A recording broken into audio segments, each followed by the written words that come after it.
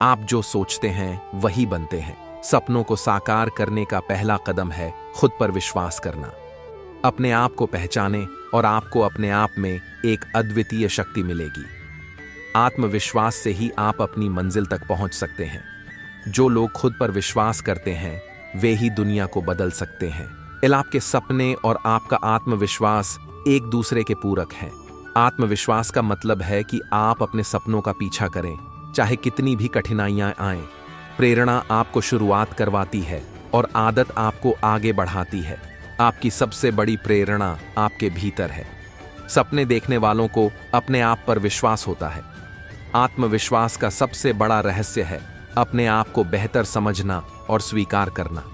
अपने आत्मविश्वास को हमेशा ऊंचा रखें, क्योंकि यही आपकी असली ताकत है। आपका आत्मविश्वास ही आपकी सबसे बड़ी पूंजी है। प्रेरणा वह ईंधन है जो आपके आत्मविश्वास को जिंदा रखता है। जब आप अपने आप पर विश्वास करते हैं तो कुछ भी संभव हो जाता है। जीवन एक आईना है, यह वही दिखाता है जो आप देखते हैं। सपने सच करने के लिए पहले सपने देखना पड़ता है। सकारात्मक सोच हमेशा सफलता की ओर ले जाती है। हर दिन एक नया अवसर होता है, इसे बेहतर बनाने के लिए आगे बढ़ें। आपकी सोच ही आपकी दुनिया बनाती है। मुस्कान वह चाबी है जो सभी के दिलों के दरवाजे खोल देती है। सफलता की कुंजी है खुद पर विश्वास। सकारात्मकता का प्रभाव जीवन में चमत्कार कर सकता है। अपने डर से लड़ें और अपने सपनों को जीतें। समय के साथ जो भी होता है अच्छे के लिए होता है। हर कठिनाई में एक अवसर छिपा होता है। आपकी ताकत आपकी सकारात्मकता में छिपी होती है। सपने वो नहीं जो हम सोते समय देखते हैं, सपने वो हैं जो हमें सोने नहीं देते। जीवन एक पुस्तक है और हर दिन एक नया पृष्ठ। जब आप खुद पर विश्वास करते हैं तब आप कुछ भी हासिल कर सकते हैं। गिरने नहीं देती। धैर्य रखने से हारी हुई बाजी भी जीती जा सकती है। हार हो जाती है जब मान लिया जाता है, जीत तब होती है जब ठान लिया जाता है। दुनिया में तुम्हें कोई उस वक्त तक नहीं हरा सकता जब तक तुम हिम्मत न हार जाओ।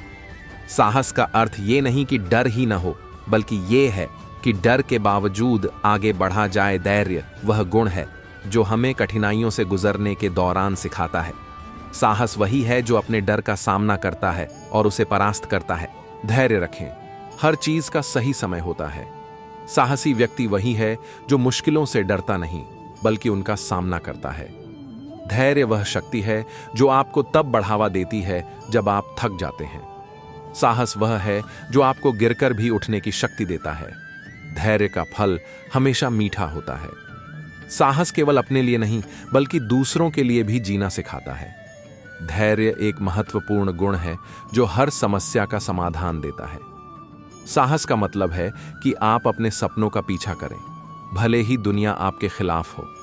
धैर्य का मतलब है कि आप अपने लक्ष्य पर दृढ़ रहें, चाहे कितनी भी मुश्किलें आएं। साहस वह है जो आपको अपने लक्ष्य के लिए लड़ने की हिम्मत देता। धैर्य वह कला है जो आपको आपकी मंजिल तक पहुंचाती है। साहस और धैर्य एक साथ मिलकर असंभव को संभव बनाते हैं। धैर्य वह मार्ग है जो कठिनाइयों को पार करके सफलता तक पहुंचता है। साहस का मतलब है कि आप हार मानने से पहले एक बार और कोशिश करें। धैर्यवान व्यक्ति ही सच्चे विजेता होते हैं। साहस से आप अपने सपनों को साकार कर सकते हैं। आत्मविश्वास वह शक्ति है जो आपको असंभव को संभव बना सकती है। अपने सपनों को साकार करने का सबसे अच्छा तरीका है उन्हें जागते हुए देखना।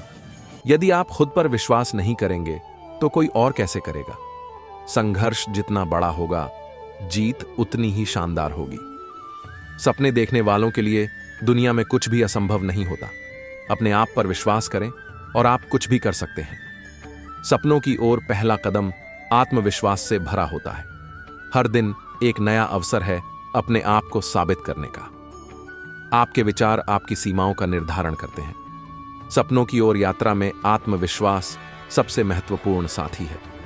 जो लोग खुद पर विश्वास करते हैं वे ही दूसरों को प्रेरित कर सकते हैं। असफलता केवल एक सबक है, आत्मविश्वास आपको सफलता की ओर ले जाता है। आपकी सबसे बड़ी ताकत आपके भीतर छिपी होती है। जब आप खुद पर विश्वास करते हैं तो कुछ भी असंभव नहीं होता।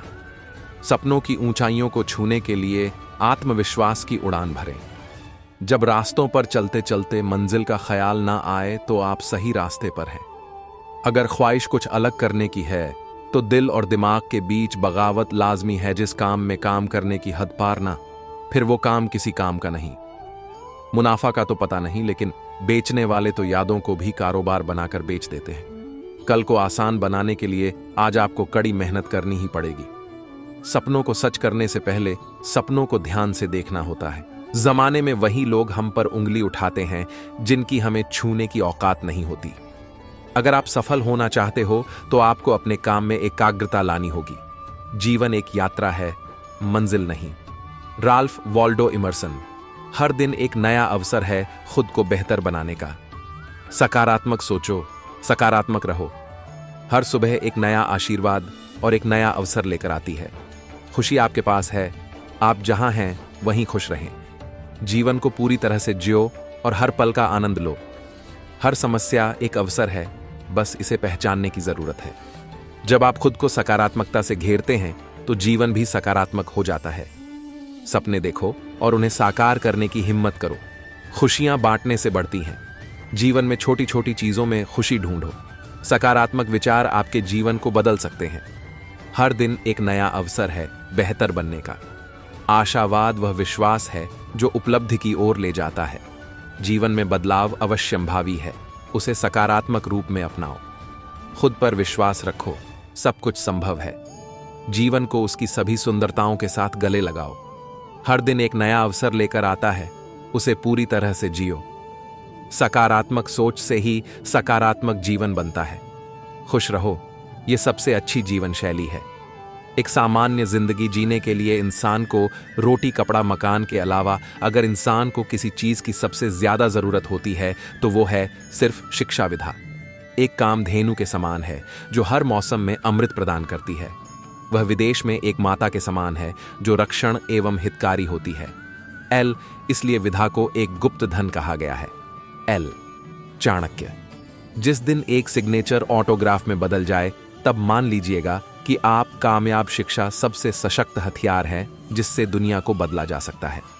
एल, एक बेहतरीन किताब 100 अच्छे दोस्त के बराबर है, लेकिन एक सर्वश्रेष्ठ दोस्त पुस्तकालय के बराबर है। शिक्षा का उद्देश्य तथ्यों को सीखना नहीं होता है, बल्कि शिक्षा का मुख्य दिमाग को प्रशिक्षित करना होता है। एक व्यक्ति ने कभी गलती नहीं की जब उसने कभी भी कुछ नया करने की कोशिश नहीं की। यानी जब हम कुछ नया करते हैं तभी गलतियां होना स्वाभाविक है। 1000 मील सफलता की यात्रा की शुरुआत भी एक कदम से ही होती है। हमने स्कूल में जो सीखा है वह सब भूलने के बाद जो याद रहता है वही शिक्षा है। ज्ञान का निवेश सर्वोत्तम भुगतान करता है। बुरी बातों को बार बार याद करने से हमारी परेशानियां बढ़ती हैं, मन अशांत होता है। इसीलिए दुख देने वाली बातों को भूलकर आगे बढ़ना चाहिए। इस संबंध में गौतम बुद्ध का एक प्रसंग प्रचलित है।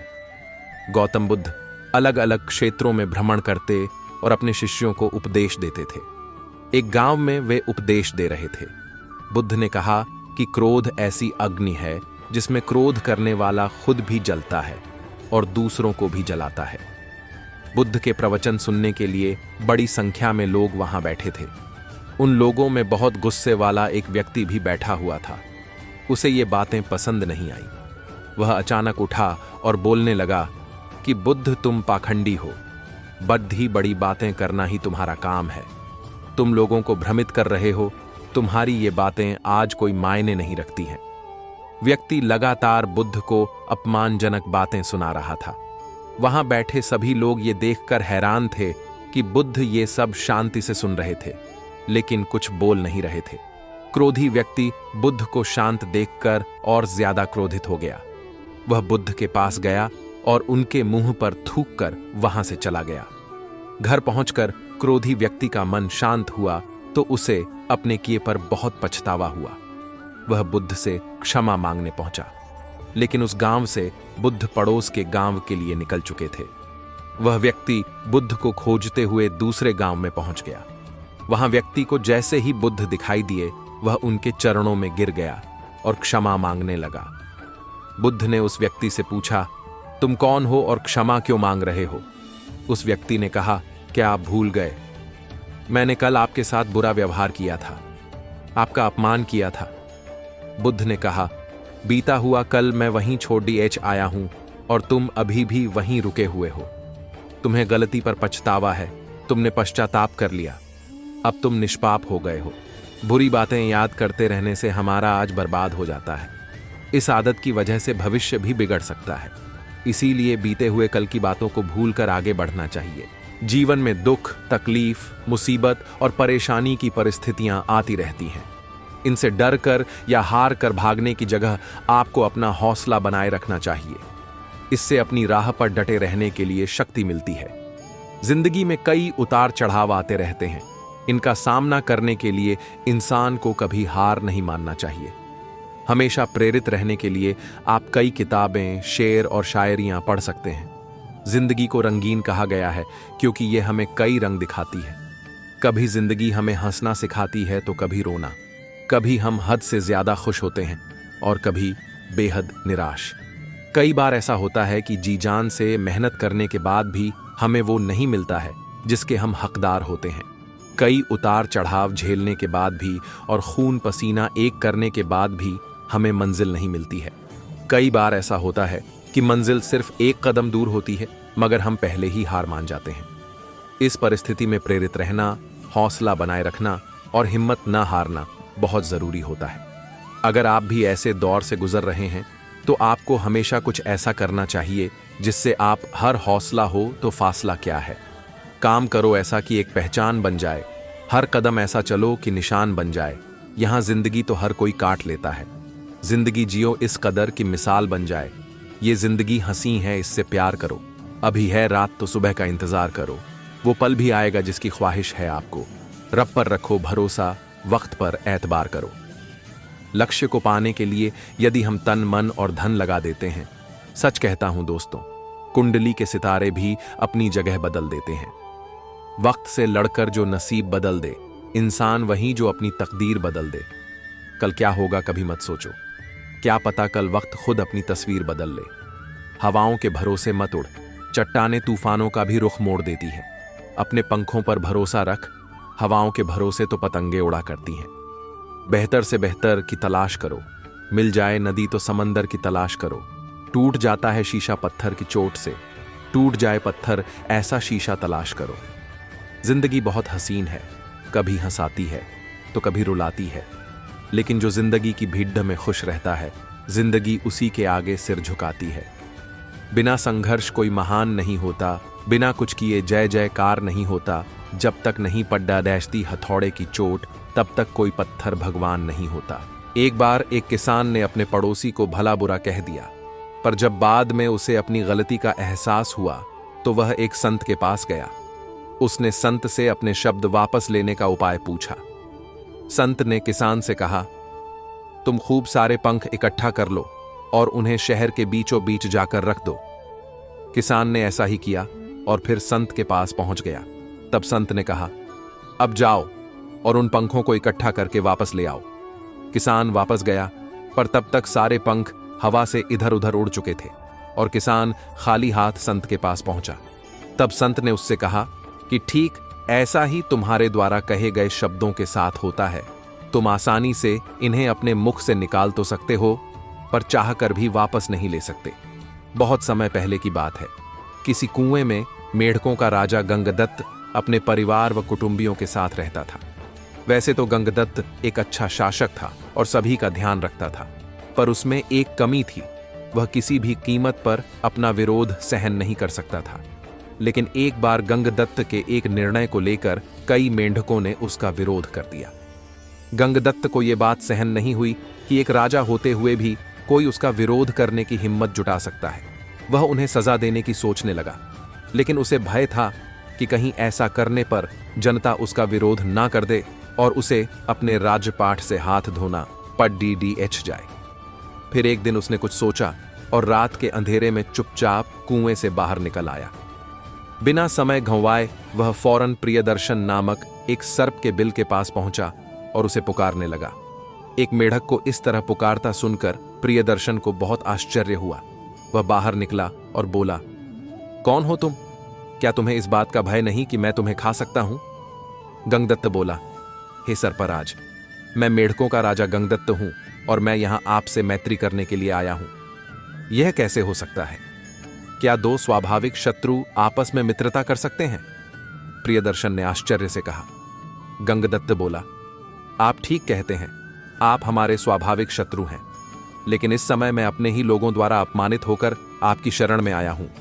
और शास्त्रों में कहा भी तो गया है, सर्वनाश की स्थिति में अथवा अपने प्राणों की रक्षा हेतु शत्रु की अधीनता स्वीकार करने में ही समझदारी है। कृपया मुझे अपनी शरण में लें, मेरे दुश्मनों को मारकर मेरी मदद करें। प्रियदर्शन अब बूढ़ा हो चुका था। उसने मन ही मन सोचा कि यदि इस मेंढक की वजह से मेरा पेट भर पाए तो इसमें बुराई ही क्या है। वह बोला, बताओ, मैं तुम्हारी मदद कैसे कर सकता हूं? सर्प को मदद के लिए तैयार होता देख गंगदत्त प्रसन्न हो गया और बोला, आपको मेरे साथ कुएं में चलना होगा और वहां मैं जिस मेंढक को भी आपके पास लेकर आऊंगा उसे मारकर खाना होगा, और एक बार मेरे सारे दुश्मन खात्म हो जाएं तो आप वापस अपने बिल में आकर रहने लगिएगा। पर कुएं में मैं रहूंगा कैसे? मैं तो अपने बिल में ही आराम से रह सकता हूं। प्रियदर्शन ने चिंता व्यक्त की। उसकी चिंता आप छोड़ दीजिए, आप हमारे मेहमान हैं। मैं आपके रहने का पूरा प्रबंध पहले ही कराया हूं, परंतु वहां जाने से पहले आपको एक वचन देना होगा। वह क्या? प्रियदर्शन बोला, वह यह कि आपको मेरे परिवार वालों और मेरे साथियों की रक्षा करनी होगी। गंगदत्त ने कहा। प्रियदर्शन बोला, निश्चितम रहो, तुम मेरे मित्र बन चुके हो, अतः तुमको मुझसे किसी भी प्रकार का भय नहीं होना चाहिए। मैं तुम्हारे कहे अनुसार ही मेंढकों को मार मार कर खाऊंगा। बदले की आग में जल रहा गंगदत्त प्रियदर्शन को लेकर कुएं में उतरने लगा। पानी की सतह से कुछ ऊपर एक बिल था। प्रियदर्शन उस बिल में जा घुसा और गंगदत्त चुपचाप अपने स्थान पर चला गया। अगले दिन गंगदत्त ने एक सभा बुलाई और कहा कि आप सबके लिए खुशखबरी है। बड़े प्रयत्न के बाद मैंने एक ऐसा गुप्त मार्ग ढूंढ निकाला है जिसके जरिए हम यहां से निकलकर एक बड़े तालाब में जा सकते हैं और बाकी की जिंदगी बड़े आराम से जी सकते हैं। पर ध्यान रहे, मार्ग कठिन और अत्यधिक सकरा है, इसलिए मैं एक बार में बस एक ही मेंढक को उससे लेकर जा सकता हूं। अगले दिन गंगदत्त एक दुश्मन मेंढक को अपने साथ लेकर आगे बढ़ा और योजना अनुसार सांप के बिल में ले गया। प्रियदर्शन तो तैयार था ही, उसने फौरन उस मेंढक को अपना निवाला बना लिया। अगले कई दिनों तक यह कार्यक्रम चलता रहा और वो दिन भी आ गया जब गंगदत्त का आखिरी दुश्मन प्रियदर्शन के मुख का निवाला बन गया। गंगदत्त का बदला पूरा हो चुका था। उसने चैन की सांस ली और प्रियदर्शन को धन्यवाद देते हुए बोला, सर्पराज, आपके सहयोग से आज मेरे सारे शत्रु खत्म हो गए हैं। मैं आपका यह उपकार जीवन भर याद रखूंगा। कृपया अब अपने घर वापस लौट जाएं। प्रियदर्शन ने कुटिलता भरी वाणी में कहा, कौन सा घर मित्र? प्राणी जिस घर में रहने लगता है वही उसका घर होता है। अब मैं वहां कैसे जा सकता हूं? अब तक तो किसी और ने उस पर अपना अधिकार कर लिया होगा। मैं तो यही रहूंगा। पर आपने तो वचन दिया था। गंगदत्त गिद्ध-गिद्धाया। वचन? कैसा वचन? अपने ही कुटुंबियों की हत्या करवाने वाला नीच आज मुझसे मेरे वचन का हिसाब मांगता है। हाँ हाँ हाँ, प्रियदर्शन ठाका मारकर हंसने लगा और देखते ही देखते गंगदत्त को अपने जब्धे में जकड़ लिया। आज गंगदत्त को अपनी गलती का एहसास हो रहा था। बदले की आग में सिर्फ उसके दुश्मन ही नहीं जले, आज वो खुद भी जल रहा था। मित्रों, क्षमा करने को हमेशा बदला लेने से श्रेयस्कर बताया गया है। बदले की चाह व्यक्ति के विचारों को दूषित कर देती है, उसके मन का चयन छीन लेती है। ये एक ऐसी आग होती है जो किसी और को जलाए या ना जलाए, बदले की भावना रखने वाले को जरूर भस्म कर देती है। अतः हमें इस दुर्भावना से दूर रहना चाहिए। हमें ये समझना चाहिए कि हर किसी को उसके कर्मों का फल अवश्य मिलता है। यदि आपके साथ किसी ने बुरा किया है तो उसका भगवान महावीर एक गांव से गुजर रहे थे। उस गांव में एक युवक का मिट्टी के बर्तनों का बड़ा अच्छा व्यापार चल रहा था। वह अपने व्यापार के अच्छी तरह चलने का कारण अपना अच्छा भाग्य मानता था। उसका मानना था कि जब किसी व्यक्ति के साथ अच्छा होता है तो उसका भाग्य अच्छा होता है, और जिस व्यक्ति के साथ बुरा होता है तो उसकी तकदीर भी खोटी होती है। भगवान महावीर ने उससे कहा भले मानस, हर कार्य पुरुषार्थ से होता है। पहले पुरुषार्थ से व्यक्ति मेहनत करता है, तब उसका भाग्य चमकता है। वह व्यक्ति महावीर की इस बात से किसी भी तरह सहमत नहीं था। उसकी बात सुनकर भगवान महावीर बोले, अच्छा बताओ, मिट्टी के ये बर्तन कौन बनाता है? युवक बोला, मैं बनाता हूं। महावीर बोले, तुम मिट्टी के बर्तन ही क्यों बनाते हो? युवक बोला, क्योंकि यही मेरा पेशा है। महावीर फिर बोले, यदि कोई तुम्हारे इन बर्तनों को फोड़ दे तो?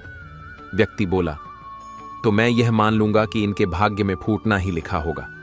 इस पर महावीर मुस्कुराकर बोले, यदि कोई तुमसे अकारण मारपीट करने लगे तो तुम क्या करोगे? यह सुनकर वह युवक गुस्से में बोला, कोई मुझे अकारण क्यों मारेगा? यदि वह ऐसा करेगा तो मैं भी उसे मारूंगा। युवक का जवाब सुनकर भगवान महावीर ने कहा, अब तुम भाग्य के बीच में क्यों आ रहे हो? हो सकता है कि तुम्हारे भाग्य में अकारण पिटना लिखा होगा। यह सुनते ही कुम्हार की आंखें खुल गईं और उसे भगवान महावीर की बात समझ में आ गई। अब वह समझ चुका था कि हम जैसा कर्म करते हैं, हमारा भाग्य उसी के अनुसार फल देता है।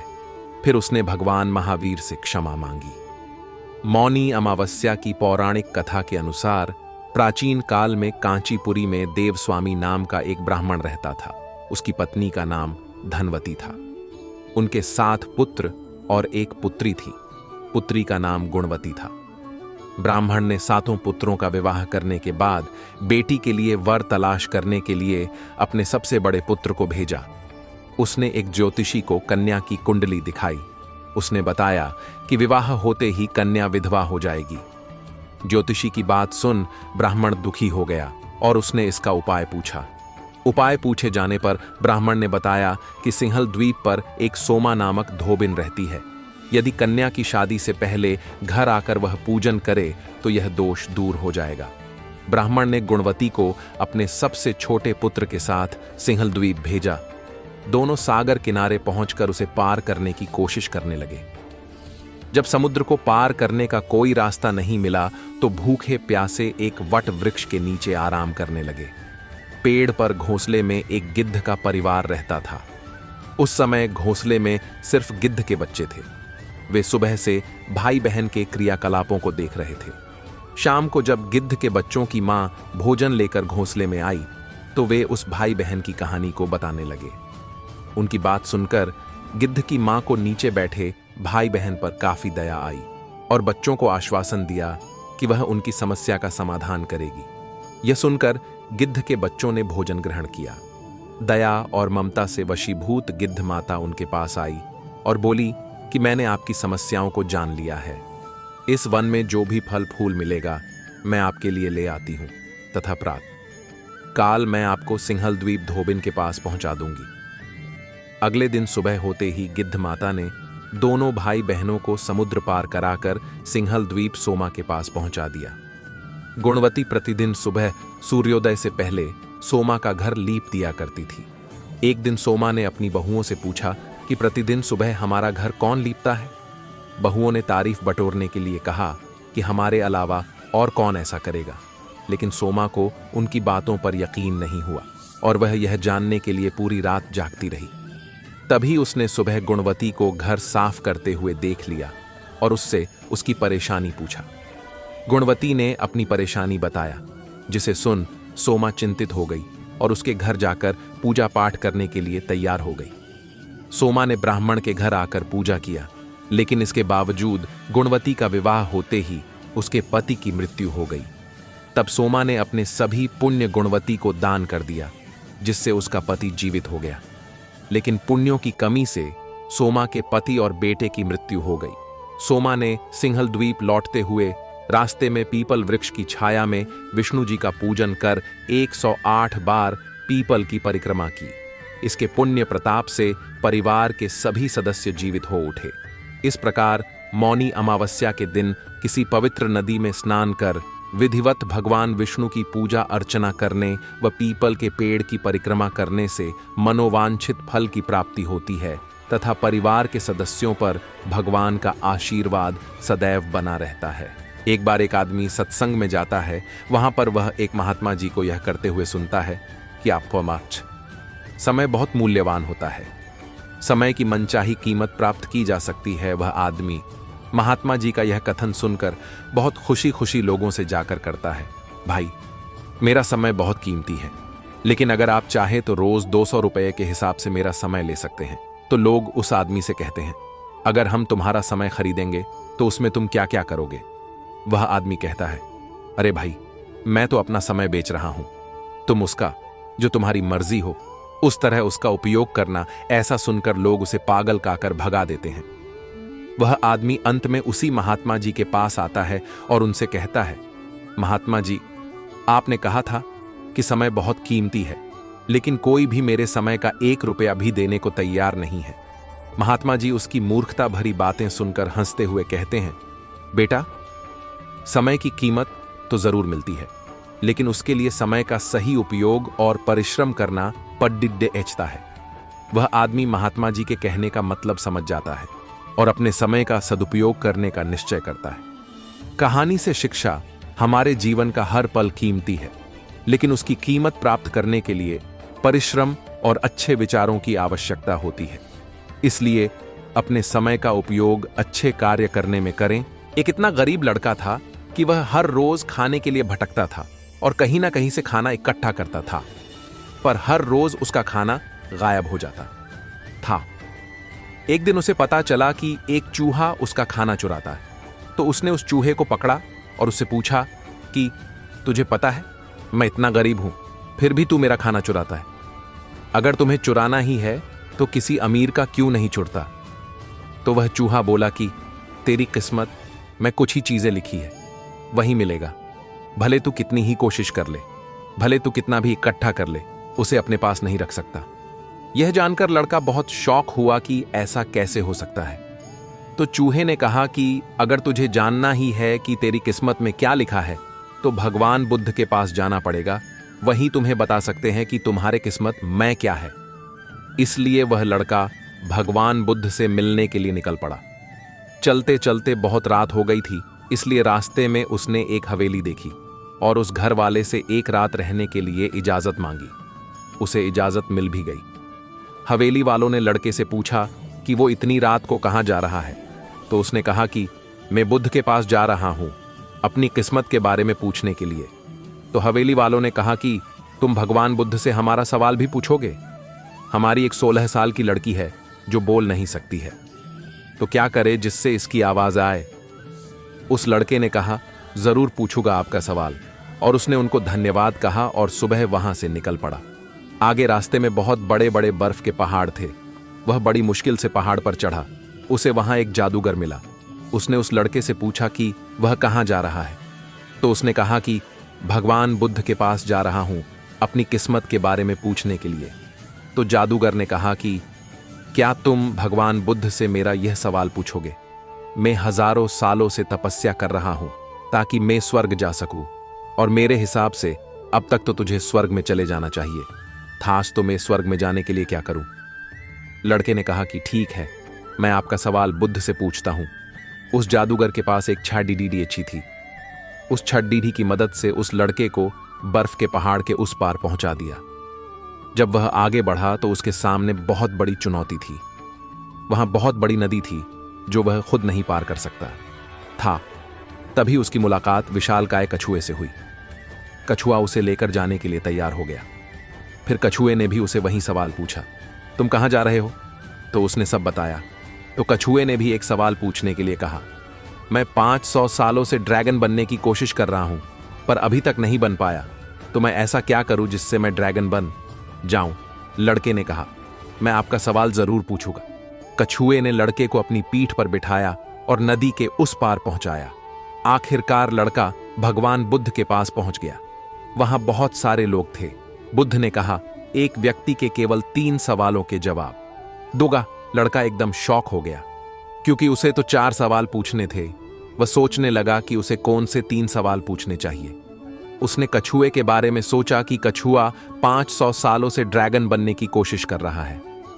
जादूगर 1000 साल से स्वर्ग जाने के लिए तपस्या कर रहा है, और वह लड़की बिना बोले कैसे पूरी जिंदगी निकल सकती है।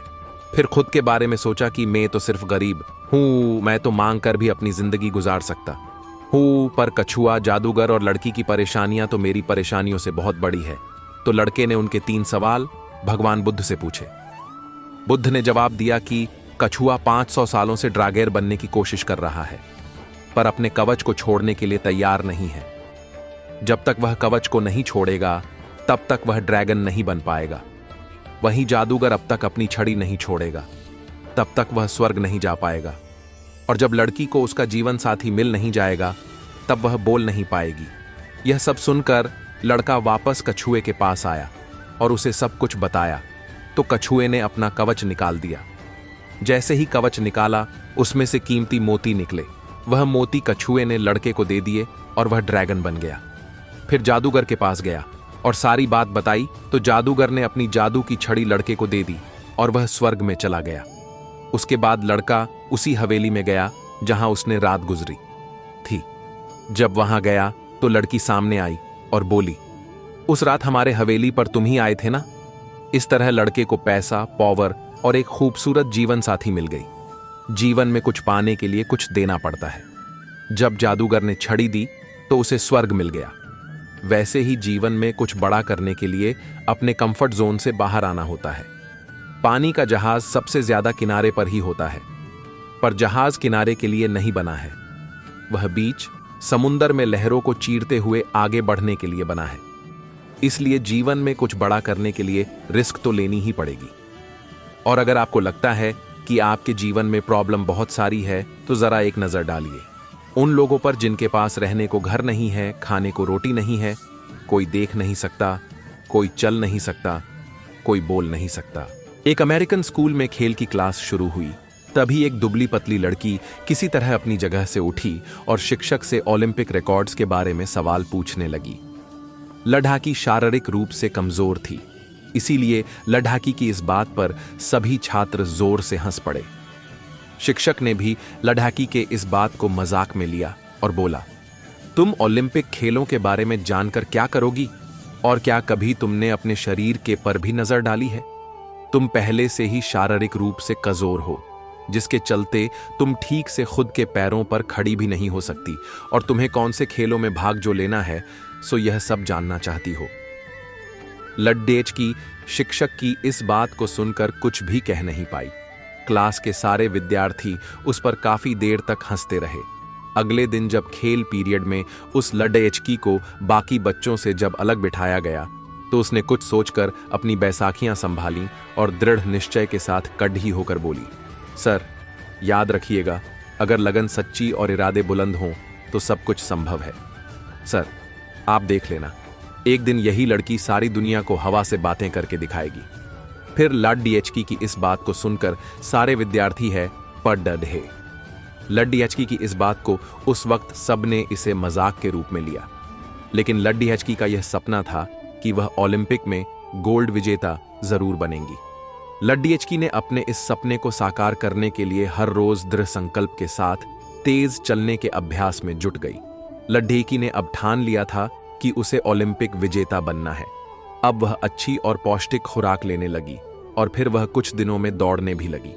कुछ दिनों के बाद उसने स्कूल और अन्य छोटी मोटी दौड़ में भाग लेना भी शुरू कर दिया। जब उस लड्डेचकी दौड़ते देख लोग दांतों तले उंगली दबा लेते थे, क्योंकि अब वह पहले की लड्डेचकी नहीं थी जो एक समय अपने पैरों से चल भी नहीं पाती थी।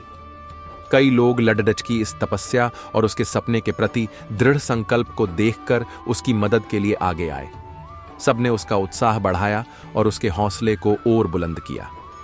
वर्षों की इस कठोर परिश्रम और मेहनत के बाद वह समय आया जब लड्डेचकी ने 1960 के ओलंपिक खेलों में हिस्सा लिया और 3 स्वर्ण पदक जीतकर सबको अचंभित कर दिया। ओलंपिक में इतिहास रचने वाली वह थी अमेरिकी धाविका थी विल्मा रुडोल्फ, जिन्होंने एक ही ओलंपिक में 3 ट्रैक एंड फील्ड स्वर्ण पदक जीतने वाली पहली अमेरिकी महिला बनी। एक बार रोमन साम्राज्य में सम्राट के अत्याचारों से वहां की जनता में त्राही त्राही मची हुई थी। उसके अत्याचारों का विरोध करने का साहस किसी ने किया तो सम्राट उसे मौत की सजा सुना देता था। लेकिन वहां के एक समाज सुधारक संत थे बाजिल। वह अपनी साधारण कुटिया में रहते और सादा जीवन जीते थे। संत बाजिल ही एकमात्र व्यक्ति थे जो सम्राट के जुल्म और अत्याचारों का जमकर विरोध करते थे, लेकिन सम्राट कभी संत बाजिल के खिलाफ कोई बद्धा कदम उठाने का साहस नहीं कर पाते थे, क्योंकि राज्य की जनता भी उनके साथ थी। एक दिन सम्राट ने अपना दूत संत बाजिल के पास भेजकर संदेश दिया कि वह सम्राट के शासन का विरोध करना बंद कर दें। इसके बदले उन्हें सम्राट की तरफ से इतनी संपत्ति दी जाएगी कि वे जिंदगी भर अपना जीवन आराम से व्यतीत कर सकते हैं। दूत ने उन्हें अपने सम्राट का संदेश सुनाया और संत बाजिल से कहा, महाराज, समझदारी इसी में है कि आप सम्राट का विरोध करना छोड़ दें।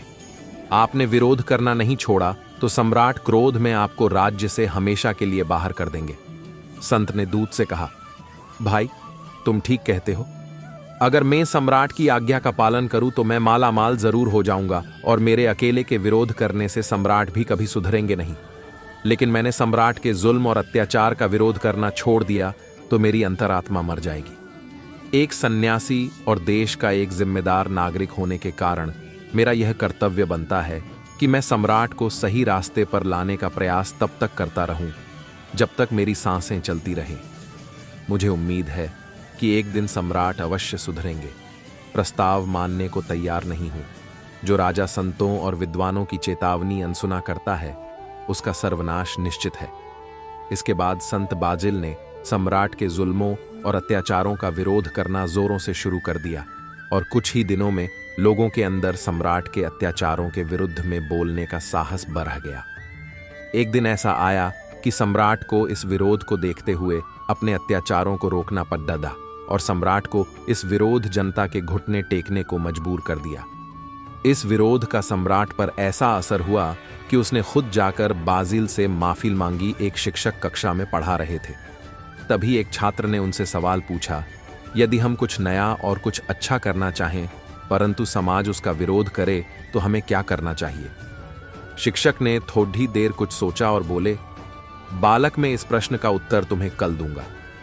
अगले दिन शिक्षक सभी छात्रों को नदी तट पर ले गए। उनके हाथ में 3 डंडियां थीं। उन्होंने छात्रों से कहा, आज हम एक प्रयोग करेंगे और मछली पकड़ने वाली इन 3 डंडियों को देखो और सभी डंडियां एक ही लकड़ी से बनी हैं। इसके बाद शिक्षक ने कल वाले छात्र को बुलाया जिसने उनसे सवाल पूछा था। शिक्षक ने छात्र से कहा, ये लो, इस लकड़ी की डंडी से मछली पकड़ो। तभी छात्र ने डंडी से बंधे कांटे में थोड़ा आटा लगाया और वह कांटा पानी में डाल दिया। कुछ देर बाद में ही एक बड़ी मछली कांटे में फंसी गई और यह देख शिक्षक बोले, बालक, जल्दी से अपनी पूरी ताकत से मछली को बाहर की ओर खींचो। छात्र ने शिक्षक ने जैसा कहा वैसा ही किया, पर मछली भी अपनी पूरी ताकत से भागने की कोशिश करने लगी, जिससे वह डंडी टुकड़ों में टूट गई। यह देख शिक्षक छात्र से बोले, कोई बात नहीं बालक, तुम ये दूसरी डंडी लो और फिर से प्रयास करो। छात्र ने फिर दूसरे डंडी के कांटे पर थोड़ा आटा लगाकर कांटा पानी में डाला। अब इस बार मछली वापस कांटे में फंसी। तभी शिक्षक बोले, आराम से और एकदम हल्के हाथ से कांटे को पानी से ऊपर खींचो। छात्र ने ऐसा ही किया, पर मछली ने इतनी जोर से झटका दिया कि वह डंडी ही छात्र के हाथ से छूट गई। तभी शिक्षक ने तीसरी डंडी छात्र के हाथ में थमाते हुए कहा, एक बार फिर से तुम प्रयत्न करो, पर इस बार तुम ना अधिक जोर लगाना और ना ही कम। तुम जितनी शक्ति से कांटे में अटकी मछली खुद को पानी के अंदर की ओर खींचे, तुम उतनी ही ताकत से लकड़ी की डंडी को भी बाहर की ओर खींचना और फिर देखना, कुछ ही देर में मछली ताकत लगाने से खुद ही थक जाएगी और तब तुम आसानी से उसे बाहर निकाल सकते हो। छात्र ने वैसा ही किया और इस बार मछली पकड़ में आ गई। छात्र गुरु का संकेत समझ गया कि हम जब भी कुछ अच्छा काम करते हैं तब यह समाज उसका तिरस्कार या नकारता जरूर है, इसीलिए हमें उनको नकारते हुए अपने काम और लक्ष्य की ओर बढ़ते रहना चाहिए। एक वन में एक आरक्षी रहते थे। उनके डेरे पर बहुत दिनों से एक चूहा भी रहता आ रहा था। यह चूहा आरक्षी से बहुत प्यार करता था। जब वे तपस्या में मग्न होते तो वह बड़े आनंद से उनके पास बैठा भजन सुनता रहता, यहां तक कि वह स्वयं भी ईश्वर की उपासना करने लगा था। लेकिन कुत्ते, बिल्ली और चील कौवे आदि से वह सदा डरा डरा और सहमा हुआ सा रहता। एक बार आरक्षी के मन में उस चूहे के प्रति बहुत दया आ गई। वह सोचने लगे कि यह बेचारा चूहा हर समय डरा सा रहता है, क्यों न इसे शेर बना दिया जाए ताकि इस बेचारे का डर समाप्त हो जाए और यह बेधड़क होकर हर स्थान पर घूम सके। आर्ष सिद्ध थे और बहुत बड़ी दैवीय शक्ति के स्वामी थे। उन्होंने अपनी शक्ति के बल पर उस चूहे को शेर बना दिया और सोचने लगे कि अब यह चूहा किसी भी जानवर से नहीं डरेगा और निर्भय होकर पूरे जंगल में घूम सकेगा। लेकिन चूहे से शेर बनते ही चूहे की सारी सोच बदल गई। वह सारे वन में बेधड़क घूमता। उससे अब सारे जानवर डरने लगे और प्रणाम करने लगे। उसकी जय जयकार होने लगी, किंतु आर्षि यह बात जानते थे कि यह मात्र एक चूहा है, वास्तव में शेर नहीं है। अतः ऋषि उसे चूहा समझकर ही व्यवहार करते। यह बात चूहे को पसंद नहीं आई कि कोई भी उसे चूहा समझकर ही व्यवहार करे। वह सोचने लगा कि ऐसे में तो दूसरे जानवरों पर भी बुरा असर पड़ेगा। लोग उसका जितना मान करते हैं उससे अधिक घृणा और अनादर करना आरंभ कर देंगे। चूहे ने सोचा कि क्यों न मैं इस आर्ष को ही मार डालूं, फिर न रहेगा बांस न बजेगी बांसुरी। यही सोचकर वह आर्ष को मारने के लिए चल पड़ा। आर्षि ने जैसे ही क्रोध से भरे शेर को अपनी ओर आते देखा तो वह उसके मन की बात समझ गए। उनको शेर पर बड़ा क्रोध आ गया। अतः उसका घमंड तोड़ ढाने के लिए आर्ष ने अपनी दैवीय शक्ति से उसे एक बार फिर चूहा बना दिया। शिक्षा: हमें कभी भी अपने हितैषी का अहित नहीं करना चाहिए, चाहे हम कितने ही बलशाली क्यों न हो जाएं। हमें उन लोगों को हमेशा याद रखना चाहिए जिन्होंने हमारे बुरे वक्त में हमारा साथ दिया होता है। इसके अलावा हमें अपने बीते वक्त को भी नहीं भूलना चाहिए। चूहा यदि अपनी असलियत याद रखता तो उसे फिर से चूहा नहीं बनना पड़ता। कहते हैं कि खुशी एक एहसास है जो हर इंसान के पास है। उसे महसूस करो तो वह है, वरना गम तो हर पल तैयार है।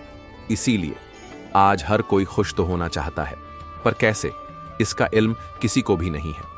तभी तो हम सभी सदा खुश रहने के उद्देश्य से विभिन्न साधनों व तरीकों का उपयोग करते रहते हैं। परंतु मजे की बात यह है कि आज तक विश्व में ऐसा कोई पैदा नहीं हुआ जिसके पास निरंतर खुश रहने का नुस्खा हो। हम मनुष्यों को सोचने के लिए मन के रूप में एक अद्भुत संकाय ईश्वर द्वारा भेंट में मिली हुई है, जिसका उपयोग हम सभी सकारात्मक एवं नकारात्मक विचारों के लिए निरंतर करते रहते हैं। जरा सोचिए, ईश्वर से प्राप्त इस सुंदर भेंट का उपयोग हम केवल शुद्ध एवं सकारात्मक विचार करने के लिए ही करें तो यदि हम ऐसा करने की आदत अपने अंदर डाल देते हैं तो फिर जीवन में आने वाली विपरीत परिस्थितियों और अनचाहे लोगों को देखते हुए भी अनदेखा करके हम सदा खुश रहने की मंजिल की ओर आगे बढ़ सकेंगे। याद रखें, निरंतर खुश रहने के लिए हमें हर चीज की सराहना उसकी विशिष्टता व महानता के साथ करने को सबसे महत्वपूर्ण रखना चाहिए। दिन भर में हमारा वास्ता अच्छे व बुरे लोगों से तो पड़ेगा, परंतु उस बीच किसी भी प्रकार के व्यवधान से बचने का सबसे अच्छा तरीका है कि हम खुद को इस विशाल सृष्टि रूपी रंगमंच पर चल रहे नाटक का अभिनेता एवं दर्शक समझें और सुबह से रात तक विभिन्न पात्रों के अभिनय का लुफ्त साक्षी होकर उठाएं। बतौर अभिनेता हम अपनी भूमिका पर ध्यान केंद्रित करें और अपनी सर्वश्रेष्ठ क्षमताओं के साथ उसे न्याय दें, और बतौर दर्शक हर अभिनेता की भूमिका की सकारात्मक सराहना करें, जिससे एक सामूहिक खुशी का माहौल बना रहे। कहते हैं कि खुशी बांटने से दुगनी बढ़ती है। अतः हम सभी को अपने आसपास के लोगों के साथ प्यार, स्नेह एवं खुशी बांटनी चाहिए, क्योंकि आखिर तो हम सभी एक ही विशाल मानव पेड़ का हिस्सा हैं, जिसे कल्प वृक्ष भी कहा जाता है। इसके साथ साथ हमें ध्यान, मेडिटेशन का अभ्यास करने की भी कोशिश करनी चाहिए, क्योंकि ऐसा माना जाता है कि ध्यान अवस्था में मनुष्य जब अपनी रूह से रूबरू होकर ईश्वर मिलन का अनुभव करता है, वे पल उसके जीवन के अत्यंत खुशी के पल बन जाते हैं। तो आइए हम सभी सकारात्मक सोच द्वारा सबकी सराहना करते हुए सबको खुशी बांटते चलें और बदले में स्वयं असीमित खुशियां पाते रहें। यही है सदा खुश रहने का सरल नुस्खा। कभी इसे अपनाकर तो देखिएगा। एक मूर्तिकार था जो बहुत ही सुंदर मूर्ति बनाता था। वह मूर्ति बनाने के लिए कुछ पत्थरों को चुनता है और उन्हें घर ले आता है। जब मूर्तिकार पत्थर को मूर्ति बनाने के लिए उस पर छेनी और हथौड़ों से वार करता है तो पत्थर के अंदर से दर्द भरी आवाज आती है, आ! मुझे बहुत चोट लगी है।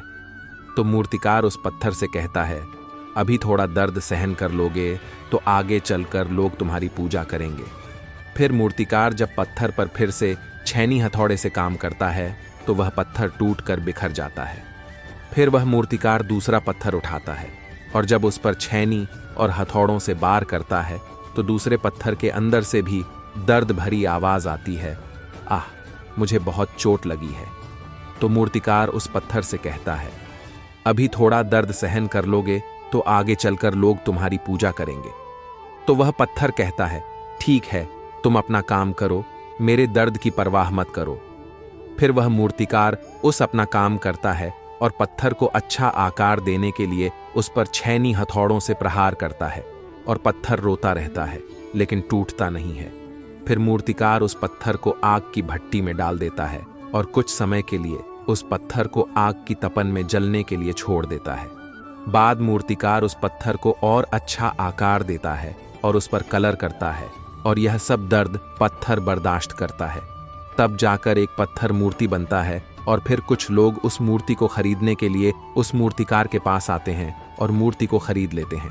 इतना कुछ सहना पड़ता है, तब जाकर एक पत्थर मूर्ति बनता है और तब जाकर लोग उस पत्थर को पूजते हैं। इसी तरह जब एक पत्थर को भी अपने आप की पूजा कराने के लिए छैनी हथौड़ों और आग की भट्टी में जलना पड़ता है तो फिर एक इंसान को भी खुद को सफल बनाने के लिए मेहनत की भट्टी में झोंकना पड़ेगा।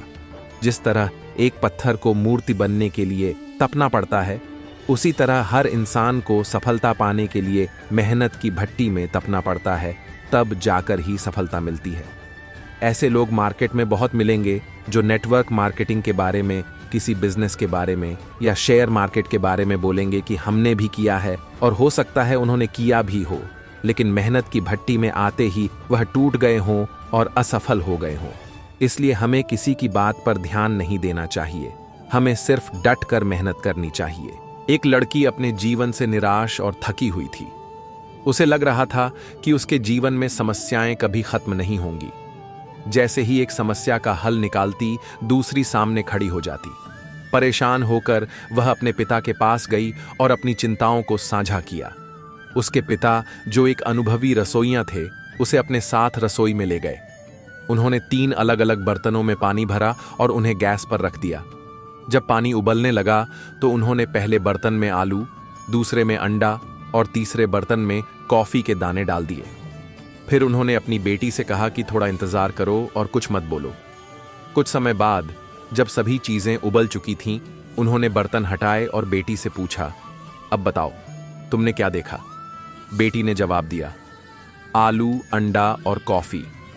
उन्होंने कहा, नजदीक से देखो और उन्हें छूकर बताओ कि तुम्हें क्या महसूस हो रहा है। बेटी ने आलू को छुआ और पाया कि वह नर्म हो चुका था।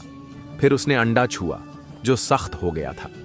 अंत में उसने कॉफी को देखा और पाया कि वह पूरी तरह घुल चुकी थी और एक सुगंधित पेय बन चुकी थी। तब उसके पिता ने समझाते हुए कहा, आलू, अंडा और कॉफी तीनों ने एक ही समस्या का सामना किया। गर्म पानी में उबाले गए, लेकिन हर एक ने अलग प्रतिक्रिया दी। आलू, जो पहले मजबूत और कठोर था, उबलते पानी में नरम और कमजोर हो गया। अंडा, जो पहले नाजुक और अंदर से तरल था, गर्म पानी में सख्त हो गया। लेकिन कॉफी के दाने ने कुछ अलग किया। वह खुद तो नहीं बदले, बल्कि पानी को बदल दिया और उससे एक नई चीज बना दी। फिर उन्होंने अपनी बेटी से कहा, तुम्हारे जीवन में भी समस्याएं, संघर्ष और चुनौतियां इसी तरह आती हैं, लेकिन तुम किस तरह से प्रतिक्रिया करती हो वह तुम्हारे चरित्र को परिभाषित करती है। तुम आलू की तरह हो सकती हो जो समस्याओं के सामने कमजोर हो जाता है, या अंडे की तरह जो कठोर हो जाता है। लेकिन सबसे बेहतरीन विकल्प है कॉफी बनना, जो अपनी परिस्थिति का सामना करती है और उसे बदल देती है। इस कहानी से हमें यह सीख मिलती है कि हम अपनी चुनौतियों को कैसे देखते हैं, उससे हमारे जीवन की दिशा तय होती है। जब हम समस्याओं का सामना करते हैं तो हम उन्हें कैसे संभालते हैं, यह महत्वपूर्ण होता है। क्या हम कमजोर हो जाते हैं, कठोर हो जाते हैं, या अपनी परिस्थिति को एक नई दिशा में बदलते हैं? आप भी अपने जीवन में कठिनाइयों का सामना करें, लेकिन कॉफी बनकर परिस्थितियों को बदलने की शक्ति अपने अंदर पैदा करें।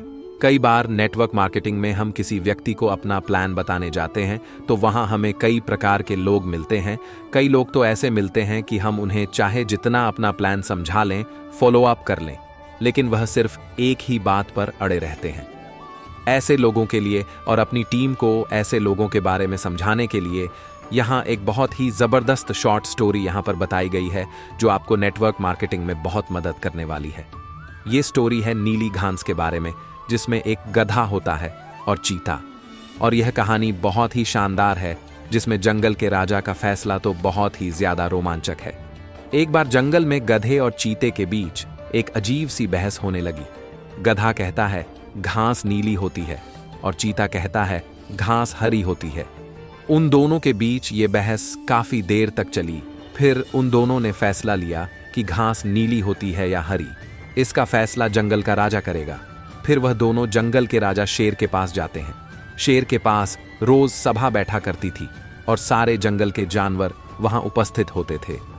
जब गधे और चीते का केस राजा के पास आया तो शेर ने पूछा, बताओ क्या परेशानी है? तो चीता कहता है, राजा साहब ये देखो, ये गधा पागल हो गया है। ये कह रहा है कि घास नीली होती है, जबकि हम सब जानते हैं कि घास तो हरी होती है। राजा चीता की बात सुनने के बाद गधे से पूछता है, तुम बताओ। तो गधा कहता है, राजा साहब मैंने अपनी आंखों से देखा है, घास तो नीली ही होती है। ये चीता गलत कह रहा है कि घास हरी होती है, इसे सजा दीजिए। फिर चीता कहता है, ये देखो राजा साहब, ये अब भी यही बोल रहा है कि घास नीली होती है। अब आप ही फैसला कीजिए, कौन सही है और कौन गलत। शेर चीते को 6 महीने की जेल की सजा सुनाता है और सभा को समाप्त करता है। गधा हंसते हंसते अपने रास्ते निकल जाता है। जब चीते को ले जाया जा रहा था तब चीता, राजा साहब घास तो हरी होती है। शेर, बिल्कुल सही, घास तो हरी ही होती है। चीता, तो फिर आपने मुझे सजा क्यों दी? शेर, तुम्हें सजा इस बात की नहीं मिली है कि घास नीली होती है या हरी। तुम्हें सजा इस बात की मिली है कि तुम्हारे जैसा बुद्धिमान जानवर भी एक गधे से बहस करके अपना कीमती समय खराब कर रहा है। फिर शेर वहां से चला जाता है। इस कहानी से हमें पता चलता है कि गधे के लिए घास हमेशा हरी ही रहेगी और ऐसे कई लोग आपको मिलेंगे जो बिल्कुल भी आपकी बात नहीं मानेंगे, आप चाहे कितना ही उन्हें समझा लें, क्योंकि वह पहले से ठान कर बैठे हैं। इसीलिए ऐसे लोग आएं, पर अपना कीमती समय बर्बाद नहीं करना चाहिए जो नीली घास वाली प्रवृत्ति के हों, बल्कि हमें उनको छोड़कर दूसरे व्यक्ति को अपना प्लान समझाना चाहिए। सीख सबसे ज्यादा जरूरी यह है कि कभी भी किसी मूर्ख व्यक्ति से बहस ना करें, क्योंकि ऐसे लोगों से बहस करके सिर्फ हमारा ही समय खराब होगा। जिस तरह इस कहानी में हुआ, उसी तरह हम भी कई बार मूर्ख लोगों से बहस करने लग जाते हैं और बाद में पछताना भी हमें ही पड़ता है। नेटवर्क मार्केटिंग बिजनेस में कई सारे ऐसे लोग मिलते हैं जिन्हें कोई जानकारी नहीं होती कि वह क्या बोल रहे हैं, लेकिन वह खुद को ही सही मानते हैं। ऐसे लोग आपको बहुत मिलेंगे, उनको पीछे छोड़कर आगे बढ़ना ज्यादा सही होगा। हमारी जिंदगी में भी ऐसे की लोग मिलते हैं जो अधूरा ज्ञान होने के बावजूद भी कभी खुद की गलती नहीं मानते, इसलिए उनके साथ अपना समय व्यर्थ न गवाएं। एक गांव में एक बहुत ही प्रसिद्ध फेमस पंडित रहा करता था। उस पंडित का नाम श्याम था। वह पंडित जिस गांव में रहता था, वह उस गांव के प्रसिद्ध मंदिर पर पूजा करता था और सभी शादियां व सभी धार्मिक कार्य वही पंडित कराता था। वह पंडित इतना प्रसिद्ध था कि आसपास के सभी गांवों में उसकी चर्चा हुआ करती थी और सभी लोग उस पंडित का बहुत आदर, रिस्पेक्ट किया करते थे। श्याम पंडित इतने प्रसिद्ध थे कि सभी लोग उन्हीं से अपना धार्मिक कार्य कराने के लिए दूर दूर गांव से बुलाया करते और अच्छा दान दिया करते थे। एक बार पंडित जी अपने गांव से दूसरे गांव शादी कराने गए हुए थे। वह गांव पंडित जी के गांव से 4 से 5 गांव छोड़कर था। पंडित जी जब शादी कराने के बाद वहां से लौट रहे थे तो उन्हें एक बकरी भेंट गिफ्ट स्वरूप दी गई। जब पंडित जी बकरी को लेकर लौट रहे थे तो वह पैदल पैदल अपने रास्ते बकरी को लेकर धीरे धीरे आ रहे थे, क्योंकि उनका गांव 4 गांव के बाद था। जिस रास्ते से पंडित जी लौट रहे थे उस रास्ते पर 4 ठग चोर रहते थे और वह आने जाने वाले लोगों को लूटा करते थे। जब उन 4 ठगों ने पंडित जी को देखा तो बोलने लगे, आज तो सुबह से कोई नहीं मिला है और हमारे खाने पीने की व्यवस्था भी नहीं हुई। चलो आज पंडित जी को ही लूट लेते हैं, इनसे ये बकरी चुरा लेते हैं। लेकिन उनमें से एक ठग बोलता है, अगर पंडित जी को मारा पीटा तो सारे गांव वाले हमें छोड़ेंगे नहीं और हमें बहुत पाप लगेगा। तो ठग एक नई तरकीब निकालते हैं पंडित जी से बकरी छुड़ाने की और चारों ठग अपने अपने काम पर लग जाते हैं। पंडित जी जब पहले गांव पहुंचने वाले होते हैं तो वहां पहला ठग थीफ उन्हें मिलता है, जो एक साधारण व्यक्ति की तरह पंडित जी से राम राम करता है और उनके पैर पड़ने के लिए झुकता है, लेकिन रुक जाता है और पंडित जी से बोलता है, पंडित जी आप तो बहुत प्रसिद्ध फेमस पंडित हैं और लोग आपकी बहुत इज्जत रिस्पेक्ट करते हैं, लेकिन आप इस गधे के साथ क्या कर रहे हैं? तो पंडित जी गुस्सा हो जाते हैं और बोलते हैं, अरे मूर्ख, ये गधा नहीं, ये बकरी है, बकरी। लेकिन वह ठग उनसे कहता है कि ये बकरी नहीं, ये तो गधा है। पंडित जी आपको किसी ने बेवकूफ बना दिया। तो पंडित जी फिर गुस्से से कहते हैं कि तू ही मूर्ख है, ये बकरी है ना कि गधा। और ये बोलकर पंडित जी आगे चल पड़े। लेकिन पंडित जी के दिमाग में इस अनोखी घटना ने एक हल्का सा भ्रम, डाउट डाल दिया और वह आगे निकल गए। धीरे धीरे पंडित जी आगे बढ़ रहे थे और वह दूसरे गांव पहुंचने ही वाले थे कि उन्हें वहां दूसरा ठग मिला, जो कि बिल्कुल साधारण व्यक्ति की तरह वहां खड़ा था और पंडित जी से राम राम करता है और उनके पैर पड़ने के लिए झुकता है, लेकिन वह रुक जाता है। पंडित जी पूछते हैं, क्या हुआ, रुक क्यों गए? तो वह बोलता है, पंडित जी आप इस गधे को साथ लेकर क्यों घूम रहे हो? इससे आप खंडित हो जाओगे और लोग आपके बारे में क्या सोचेंगे? इस गधे को भगा दो। पंडित जी को इतनी बात सुनकर बहुत क्रोध आता है और बोलते हैं, तुम मूर्ख हो, दिखाई नहीं देता यह बकरी है और तुम बोल रहे हो गधा है। दूसरा ठग बोलता है कि ये पंडित जी आपको किसी ने पागल बना दिया, ये बकरी नहीं, ये तो गधा है और ये आपके साथ रहेगा तो आपकी क्या इज्जत रह जाएगी। ये सुनते ही पंडित जी सोचने लगे कि यह क्या बोल रहा है, मैं तो बकरी लाया हूं, पर ये सब इसे गधा क्यों बोल रहे हैं? कहीं मैं सच में गधे को लेकर तो नहीं घूम रहा हूं। अब पंडित जी सोच में पड़ जाते हैं और वह ठग वहां से चला जाता है और पंडित जी भी आगे बढ़ने लगते हैं। लेकिन उनके दिमाग में यही बात चल रही होती है कि ये बकरी है या गधा। जब पंडित जी तीसरे गांव में पहुंचने वाले होते हैं तो उन्हें वहां तीसरा ठग मिलता है और पंडित जी से राम राम करता है। पंडित जी के पैर पड़ने के लिए झुकता है, लेकिन रुक जाता है।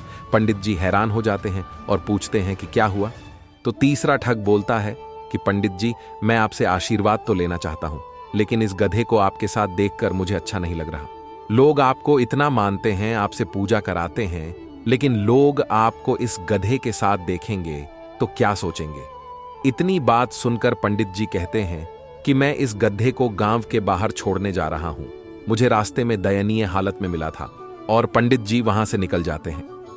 कुछ लोगों की बातों में आकर पंडित जी का विश्वास खुद से उठ जाता है। उन्हें लगता है कि लोग सही बोल रहे हैं और मैं गलत हूं, लेकिन फिर सोचते हैं कि मैं सही हूं। इसी तरह उनका विश्वास खुद पर से गिरने लगता है और सोचते हैं कि मैं अपने गांव पहुंचने वाला हूं। अगर ये बकरी नहीं हुई और गधा हुआ तो लोग मेरे बारे में क्या सोचेंगे?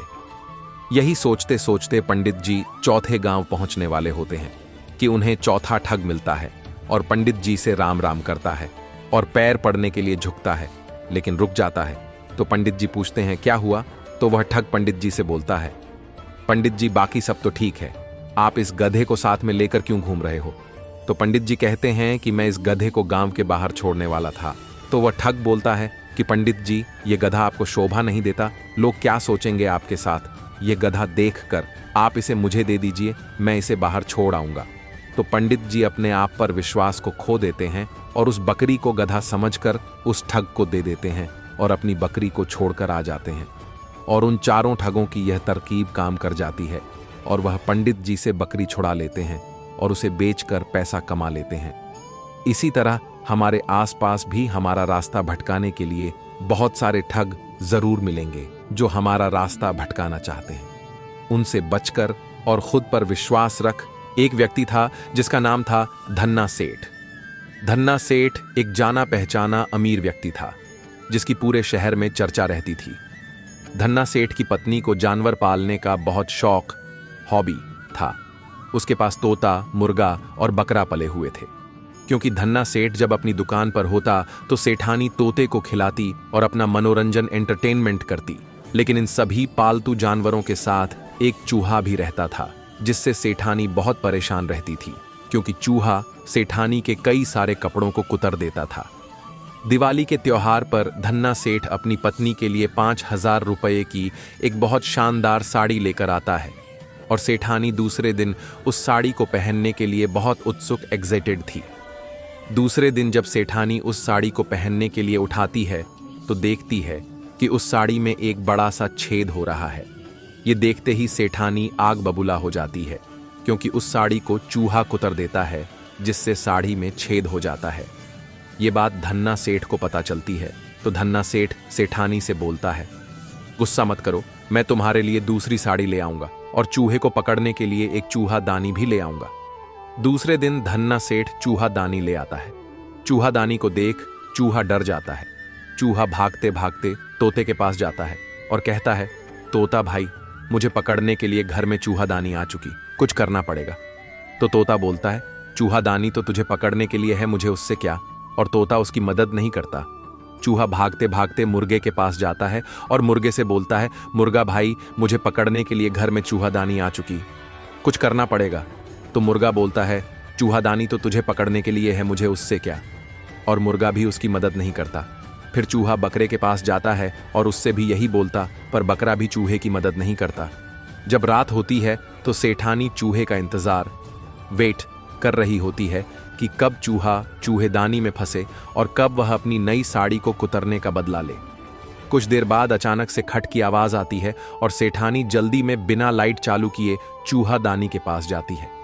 जैसे ही सेठानी उस चूहादानी को उठाती है तो उसे एक जहरीला सांप काट लेता है, जो चूहे को खाने के लिए आया था और चूहादानी में फंस गया था।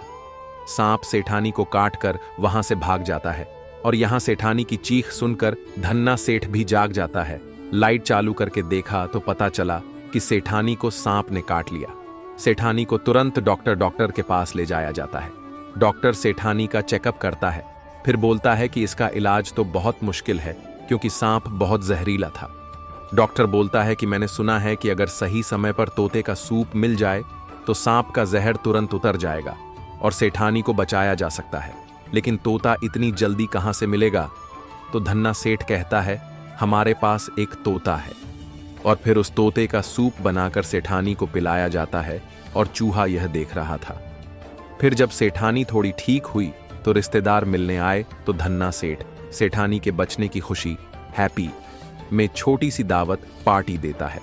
और दावत में अब कढ़ाई पर चढ़ने की बारी मुर्गे की थी और मुर्गे का चिकन बनाकर रिश्तेदारों को परोसा जाता है और चूहा यह देख रहा होता है। कुछ दिनों बाद जब सेठानी बिल्कुल ठीक हो जाती है तो धन्ना सेठ सेठानी के बिल्कुल ठीक होने की खुशी में एक पार्टी रखता है। उस पार्टी में मटन बनाया जाता है और इस बार कढ़ाई पर चढ़ने की बारी बकरे की थी। चूहा ये सब देख रहा था और सोच रहा था कि अगर इन्होंने मेरी मदद की होती तो ये सब आज भी जिंदा होते। एकता की कमी के कारण सभी जानवरों की एक के बाद एक जान चली गई, लेकिन अगर उन्होंने चूहे की पिंजरे को तोड़ने या हटाने में मदद की होती तो सभी जानवर जिंदा होते। लेकिन उन्होंने एक दूसरे की मदद हेल्प नहीं कि, जिसका परिणाम रिजल्ट यह हुआ कि वह सब के सब मारे गए। इस कहानी से यह सीख मिलती है कि अगर हम एकता में नहीं रहते हैं और एक दूसरे का साथ नहीं देंगे तो हमारे साथ भी यही होगा। हमें कोई भी अकेला समझकर फायदा उठा लेगा। जब किसी अनजान व्यक्ति के साथ कुछ गलत होता है तो लोग चुप रहते हैं। उन्हें लगता है कि हमारा परिवार तो सुरक्षित है, हमें इससे क्या। लेकिन अगर एक व्यक्ति शराब पीकर गाड़ी चलाता है तो इसकी क्या गारंटी है कि उस शराबी की गाड़ी से आपके परिवार का एक्सीडेंट नहीं होगा। अगर आप देखते हैं कि एक चोर जो दूसरे के घर में चोरी कर रहा है, अगर आप पुलिस को खबर नहीं करेंगे तो इसकी क्या गारंटी है कि वह चोर आपके घर चोरी करने नहीं आएगा। अगर आज किसी की बेटी की इज्जत पर हाथ डाला जा रहा और आप यह देखकर भी अनदेखा कर दें तो इसकी क्या गारंटी है कि कल आपकी बेटी की इज्जत पर हाथ नहीं डाला जाएगा। इसलिए हमें एकता में रहकर हर व्यक्ति का साथ देना चाहिए और जुर्म के खिलाफ लड़ना चाहिए, क्योंकि बटेंगे तो कटेंगे, जुड़ेंगे तो नेक रहेंगे। मोहन ने दोनों को नाचने को कहा। यकीन मानो पूरा परिवार उस रात अपनी बर्बादी पर बहुत नाचा। सुबह हुई। मोहन जानता था कि अब सब खत्म हो चुका है। उसका घर पूरी तरह तबाह हो चुका है। यह बारिश अब सब बहा ले गई। मोहन की अब तक की मेहनत, उसके सपने और उसकी अधूरी छत भी। शांति कहीं से कुछ खाने को मांग लाई। जैसे तैसे गोविंद का पेट भर पाया। जो कुछ बचा था खाने को, शांति खुद भूखी रही और उसने मोहन को खिला दिया। शायद औरत होना यही होता है, हालात कैसे भी हो, परिवार के लिए सब कुछ करती है।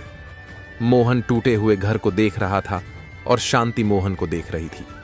शांति जानती थी कि गांव में उनके परिवार को कोई 1 रुपए भी उधार न देगा। उन्हें यह जगह छोड़नी पड़ेगी और कहीं रहने जाना पड़ेगा, लेकिन मोहन अपने पुरखों की निशानी कैसे छोड़ देता। बारिश के कारण गांव के पास वाली नदी उफान पर चल रही थी। पूरे गांव में पानी भरा हुआ था। ऐसे हालात में मोहन को कुछ काम भी नहीं मिल रहा था। दिन बीत गए। शांति और मोहन ने भरपेट खाया हो, जो कुछ मिलता गोविंद को खिला देते। शांति मोहन समझ गए थे कि वह भूख से मर जाएंगे। मोहन निराश हो चुका था कि अब कुछ अच्छा होगा। एक बेबसी और दर्द ने मोहन को जकड़ लिया था। जिंदगी से हार चुका मोहन खुद को खत्म करने की सोच रहा था। बार बार खुदकुशी के ख्याल आते, फिर शांति और गोविंद का चेहरा सामने आ जाता। गरीबी की घुटन और परिवार को सामने भूख से मरता देख मोहन अंदर तक टूट चुका था। शांति समझ गई थी कि मोहन कुछ गलत करने वाला है। उसने को गले लगाया और कहा, वह मोहन के साथ खुश है और हालात कैसे भी हो वह हमेशा उसके साथ रहेगी। तभी मोहन ने देखा कि कोई उसे बुला रहा है। मोहन ने देखा गांव के लोग आए हैं। मोहन एकाएक डर गया। मोहन ने धीमी आवाज में पूछा, क्या हुआ, मुझसे कोई गलती हो गई है? तभी भीड़ में से एक आदमी बोला, मोहन मेरे घर चलो। दूसरा आदमी बोला, नहीं मोहन, पहले मेरे घर चलो। मोहन को कुछ समझ नहीं आ रहा था कि सब उसको अपने घर क्यों ले जाने को बोल रहे हैं। मोहन को कहां पता था कि जिस बरसात को वह अपने लिए श्राप समझ रहा था, उसी बारिश ने मोहन के भाग्य चमका दिए। भारी बारिश और अंधड़ के कारण गांव पानी से भर गया था। गांव वालों के मवेशी मर गए थे और मवेशियों को जंगल में दफनाने का काम सिर्फ मोहन करता था। पहले गांव वाले सिर्फ थोड़ा अनाज देते थे, अब मवेशी हटाने के लिए पैसे देने को तैयार थे। मरे हुए जानवरों की लाशें सड्डी डीडीएच रही थी। गांव वाले बहुत परेशान थे, वह जल्द छुटकारा चाहते थे। मोहन समझ गया था कि उसको बहुत पैसे मिलने वाले हैं। मोहन और शांति ने मिलकर एक एक कर सारे जानवरों को दफना दिया। उन्होंने जूतियां बनाने के लिए चमड़ा भी नहीं निकाला। गांव के लोगों ने मोहन को पैसा, अनाज, कपड़ा बहुत कुछ दिया। अब मोहन के पास इतने पैसे आ चुके थे कि वह अपना टूटा हुआ घर ठीक करवा सके। अनाज इतना था 2 साल तक खाए तो भी कम ना हो, और शांति को सब सपने जैसा लग रहा था। शांति और मोहन समझ चुके थे कि जो बरसात उनके लिए काल बनकर आई थी, उस बरसात ने उन्हें नया जीवन दे दिया, और ऐसे मोहन की अधूरी छत पूरी हो गई। मकान की छत बनाना तो उसके लिए अगले जन्म की ही बात थी। फिर भी मोहन चाहता था कि कैसे भी करके छत बन जाए। सच मानो तो यह मोहन का इकलौता सपना था जो पूरा होता ना दिखाई दे रहा था। गरीबी तो मानो मोहन से ऐसे जुड़ गई थी जैसे जन्मों जन्मों से उसका साथ हो। मोहन का परिवार गांव से कटा हुआ था। अछूत होने के कारण उसे लोग ज्यादा मुंह नहीं लगाते थे। ना कोई दोस्त, ना कोई सगा, बस उसकी पत्नी शांति और बेटा गोविंद। गांव वाले बस उसको तभी बुलाते जब गांव में कोई मवेशी मर जाता। मोहन का काम था कि जो मवेशी मरे उसकी लाश को दफनाने के लिए जंगल ले जाए। मोहन को उसके बदले थोड़ा अनाज मिल जाता था। मरे हुए जानवर की चमड़ी निकालकर सुखाकर उसकी जूतियां बनाना, लेकिन मरा हुआ जानवर जिसका होता उसको एक जोड़ी जूती बनाकर देनी पड़ती, वह भी मुफ्त में। सूखा पतला शरीर, आंखें ढंसी हुई, झुके कंधे साफ साफ बोल रहे थे कि गरीबी बेहद है। बिना छत वाले मकान का मलाल अलग से। शांति सुबह जल्दी नहाती ताकि कोई देख ना ले। शांति को शर्म आती, मगर किससे शिकायत करे। मोहन भी जानता था उसका अधूरा सपना कभी पूरा ना हो सकेगा। वह कभी उसके घर की छत पूरी ना बना पाएगा। शांति जानती थी कि मोहन घर की अधूरी छत पूरी करवाना चाहता है, लेकिन वह भी क्या करती। गरीबी का तमगा उनके माथे पर लगा दिया गया था। वह भगवान को बहुत कोसती, उनकी ऐसी हालत के लिए फिर सोचती पिछले कर्मों का फल होगा। बहुत दिन हो गए थे, गांव में कोई जानवर मारा ना था। उनके घर में बहुत कम अनाज बचा था। पेट काट काट कर बचा रहे थे। मोहन को गांव में और कोई काम मिलता भी ना था। अछूत होने के कारण कोई उसे अपने खेत पर मजदूरी के लिए भी नहीं रखता। जहां गांव वालों ने मोहन को पूरे गांव से दूर कर रखा था, वही गांव वालों को शांति से कोई बैर नहीं था। शायद उसका कारण शांति की खूबसूरती और गांव वालों की हवस थी। शांति बहुत पतिव्रता नारी थी। गरीबी की आग ने उसकी पवित्रता को खराब नहीं किया था। अक्सर साहूकार गरीबों की बहन बेटियों को अपनी हवस का शिकार बना लेते थे। खैरियत थी कि मोहन का परिवार अभी तक ऐसे भेड़ियों से बचा हुआ था। आज पूरा 1 सप्ताह हो गया था, शांति ने भरपेट खाना नहीं खाया था, बस जो मिलता गोविंद को खिला देते थे। सच में भगवान ने आंखें मूंद ली थी उनको। मोहन शांति का दर्द नजर नहीं आ रहा था। एक रात मोहन और उसका परिवार सो रहा था। अचानक मौसम बिगड़ा, तेज हवाएं चलने लगीं। मोहन और शांति बेटे के साथ छप्पर की बनी छत के नीचे कोने में बैठ गया। अंधेरी काली रात मानव काली अमावस्या हो। हवाई और तेज हुई छप्पर उड़ गया। खुला आसमान, तेज आंधी और मोहन का परिवार। गोविंद यह सब देखकर डर गया। शांति ने उसे अपनी गोद में छुपा लिया। तेज हवाओं के साथ बारिश ने भी अपना रौद्र रूप दिखाना शुरू कर दिया। शांति और गोविंद कांप रहे थे। मोहन की आंखें भर आई थीं। मोहन जानता था कि उसके पास जो कुछ भी था वह भी बह गया। अब खोने को कुछ नहीं था। पूरा आसमान में बिजली की कड़कड़ियां हकददाहट से भर गया था। मोहन समझ गया था कि शांति और गोविंद बहुत घबरा गए हैं। ऐसा लग रहा था मानो यह बारिश आज सब कुछ बहा ले जाएगी। कमजोर और ऊपर से इतनी तेज बारिश। मोहन थोड़ी देर एकदम शांत होकर बैठ गया। अचानक मोहन खड़ा हुआ और नाचने लगा। अब ना, जिंदगी में सफलता पाने के लिए हर किसी को मेहनत और तपस्या करना बहुत जरूरी है। बिना तपस्या के कोई भी व्यक्ति सफलता नहीं हो सकता, और जो व्यक्ति तपस्या करता है वही गौतम बौद्ध की तरह महान होता है। जो व्यक्ति मेहनत करता वही सफल होता है क्रिकेट में। जिसने मेहनत की उसे क्रिकेट का भगवान बना दिया गया, जिसे हम सचिन तेंदुलकर के नाम से जानते हैं। सफल व्यक्ति वही होता है जो एक तपती आग सी मेहनत से गुजरता है। आज हम नीरज चोपड़ा को तो जानते हैं, जिन्होंने भाला फेंक में भारत को गोल्ड मेडल दिलाए हैं, लेकिन हम किसी ऐसे व्यक्ति को नहीं जानते जो शायद गली में मेहनत कर रहा हो, क्योंकि नीरज चोपड़ा उस मेहनत की भट्टी में मेहनत करके निकल चुके हैं, जिससे सारी दुनिया आज उन्हें जानती है।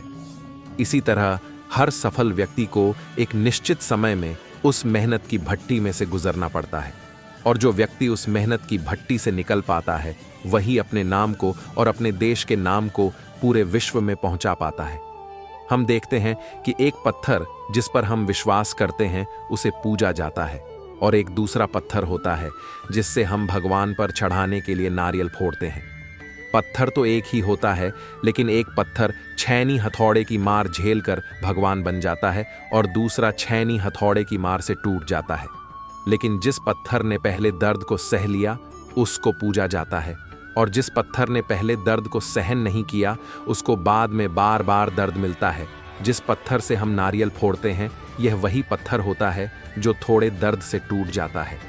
कई बार हम देखते हैं कि एक व्यक्ति बहुत सफल होता है और वहीं एक व्यक्ति असफल होता है। ऐसा क्यों होता है और इसके पीछे का सही कारण क्या होता है?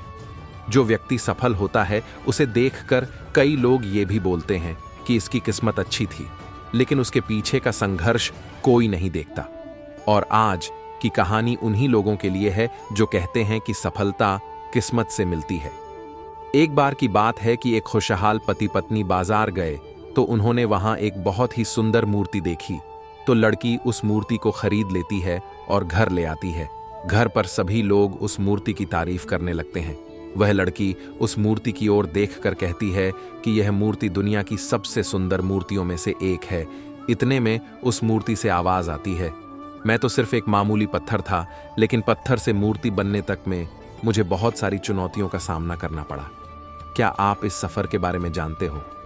लड़की डर जाती है और बोलती है, नहीं। तब पत्थर अपनी कहानी सुनाता है। जैसा कि प्रत्येक व्यापार में शुरू में ज्यादा लाभ नहीं होता है, दोनों को कुछ खास लाभ नहीं हो रहा था। करीब 6 महीने गुजर गए। बहुत ज्यादा मुनाफा नहीं होने के कारण दोनों निराशा होने लगा। आसपास के कई व्यक्ति बोलने लगे कि कपड़े का व्यापार ठीक से नहीं चलेगा। अगर तुम लोग दूसरा व्यापार करते तो शायद ज्यादा तरक्की मिल पाती। परंतु डेविड, उसने जिस भरोसे के साथ व्यापार शुरू किया था वह अपने भरोसे पर खरा नहीं उतर पाए। उन्हें लगा कि लोग सच ही कहते हैं, अगर हम दूसरा बिजनेस करते तो शायद हमको बेहतर मुनाफा हो पाता। इस कारण उसने अपने दुकान में मेहनत करना छोड़ दिया। वह परेशान रहने लगा और अपने दुकान पर ही बैठकर ग्राहक के आने का इंतजार करता। चूंकि आसपास के लोगों को उसके दुकान के बारे में जानकारी नहीं थी, तो लोग उसके दुकान में नहीं आते थे। इस कारण धीरे धीरे 5 साल बीत गया और उसका दुकान पूरी तरह से बंद हो गया। अब उसे अपना घर चलाने के लिए भी दूसरे के घर जाकर काम करना पड़ता। दूसरी ओर जॉन ने अपने व्यापार को नकारात्मक तरीके से न देखते हुए और साथ ही दूसरे के बातों को नजरअंदाज करते हुए अपने ऊपर भरोसा रखकर अपने व्यापार में मेहनत करना शुरू किया। उन्होंने धीरे धीरे मार्केट बनाना शुरू कर दिया। चूंकि शुरू में आसपास के लोग उसके बारे में नहीं जानते थे, इसीलिए वे कपड़े लेकर अगल बगल के बस्तियों में जाकर कपड़े बेचने लगे। जहां कहीं भी कोई शुभ अवसर होता वहां जाकर वह कपड़े बेचता। मेला, हटिया, पूजा के अवसर में जाकर भी कपड़े बेचने लगे। इस प्रकार उसकी तरक्की होने लगी। धीरे धीरे उसका व्यापार बढ़ने लगा।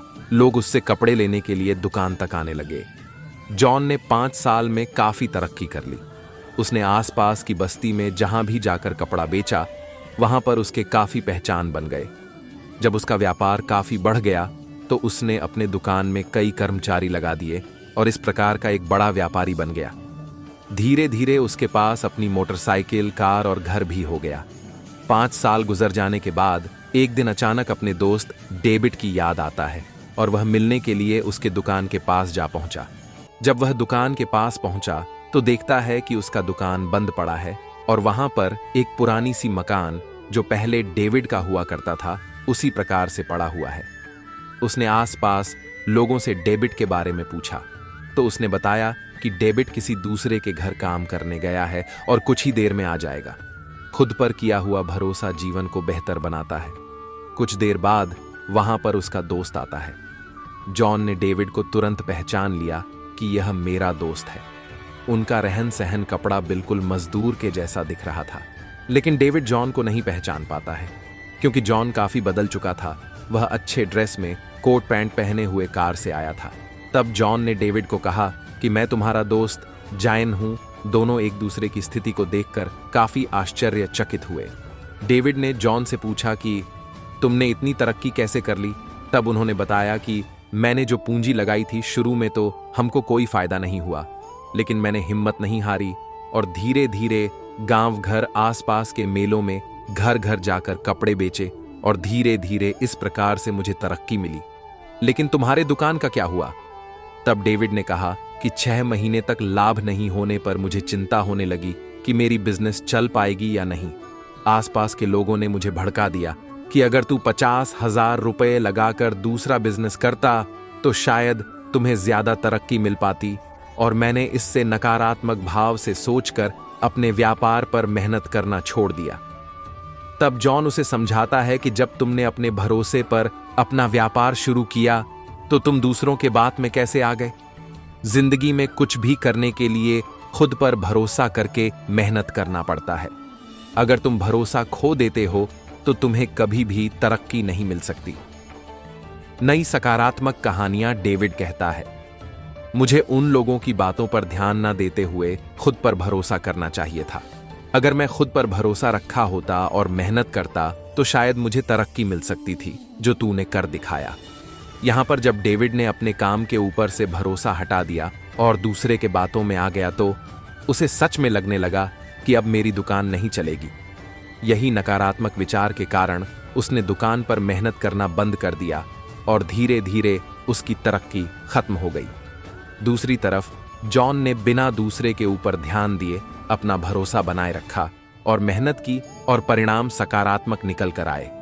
इस कहानी से सीख, जीवन में अपने ऊपर किए हुए भरोसे को कभी नहीं तोड़ना चाहिए। दुनिया में हजारों तरह के नकारात्मक विचार घूमते रहते हैं। कई बार लोग हमें नकारात्मक विचार देते हैं जिससे कि हमारी हिम्मत टूट जाती है और हम मेहनत करना छोड़ देते हैं। इसीलिए अपने जीवन में सफल होने के लिए हमको अपने ऊपर भरोसा रखना चाहिए, न कि दूसरे के बातों में आकर अपने भरोसे को तोड़ना चाहिए। नोट: भरोसा बनाने में सारी उम्र लग जाती है, लेकिन भरोसा टूटने के लिए एक पल ही काफी होता है। साथ ही इस कहानी से हमें यह सीख भी मिलती है कि अगर हमने किसी के ऊपर भरोसा किया है तो उस भरोसे को नहीं तोड़ना चाहिए, क्योंकि उस भरोसे को तोड़ने के बाद आप उसके ऊपर अपना भरोसा खो देते हैं और फिर आप उसे नकारात्मक नजरिए से देखने लग जाते हैं, और नकारात्मक नजरिए का परिणाम हमेशा नकारात्मक ही होता है। अपने तो मारने में लगे पड़डिढे हैं, मगर दुश्मन सिखा देंगे कि जीना कैसे है। कितना ही सुलझ जाओ अपने से हम, ये जिंदगी अपनी बातों में हमें कहीं ना कहीं उलझा ही लेती है। ये मत पूछना कि जिंदगी खुशी कब देती है, क्योंकि शिकायतें तो उन्हें भी हैं जिन्हें जिंदगी सब कुछ देती है। जिंदगी हमें बहुत कुछ देती है, लेकिन जो हासिल नहीं होता है बस वही हमें याद रहता है।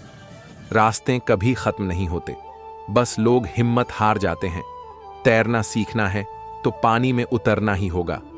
किनारे बैठकर कोई गोताखोर नहीं बनता। जैसा तुम सोचते हो वैसे ही बन जाओगे। खुद को निर्बल मानोगे तो निर्बल, और सबल मानोगे तो सबल ही बन जाओगे। यदि परिस्थितियों पर आपकी मजबूत पकड़ DDH है तो जहर उगलने वाला भी आपका कुछ नहीं बिगाड़ डाह सकता है।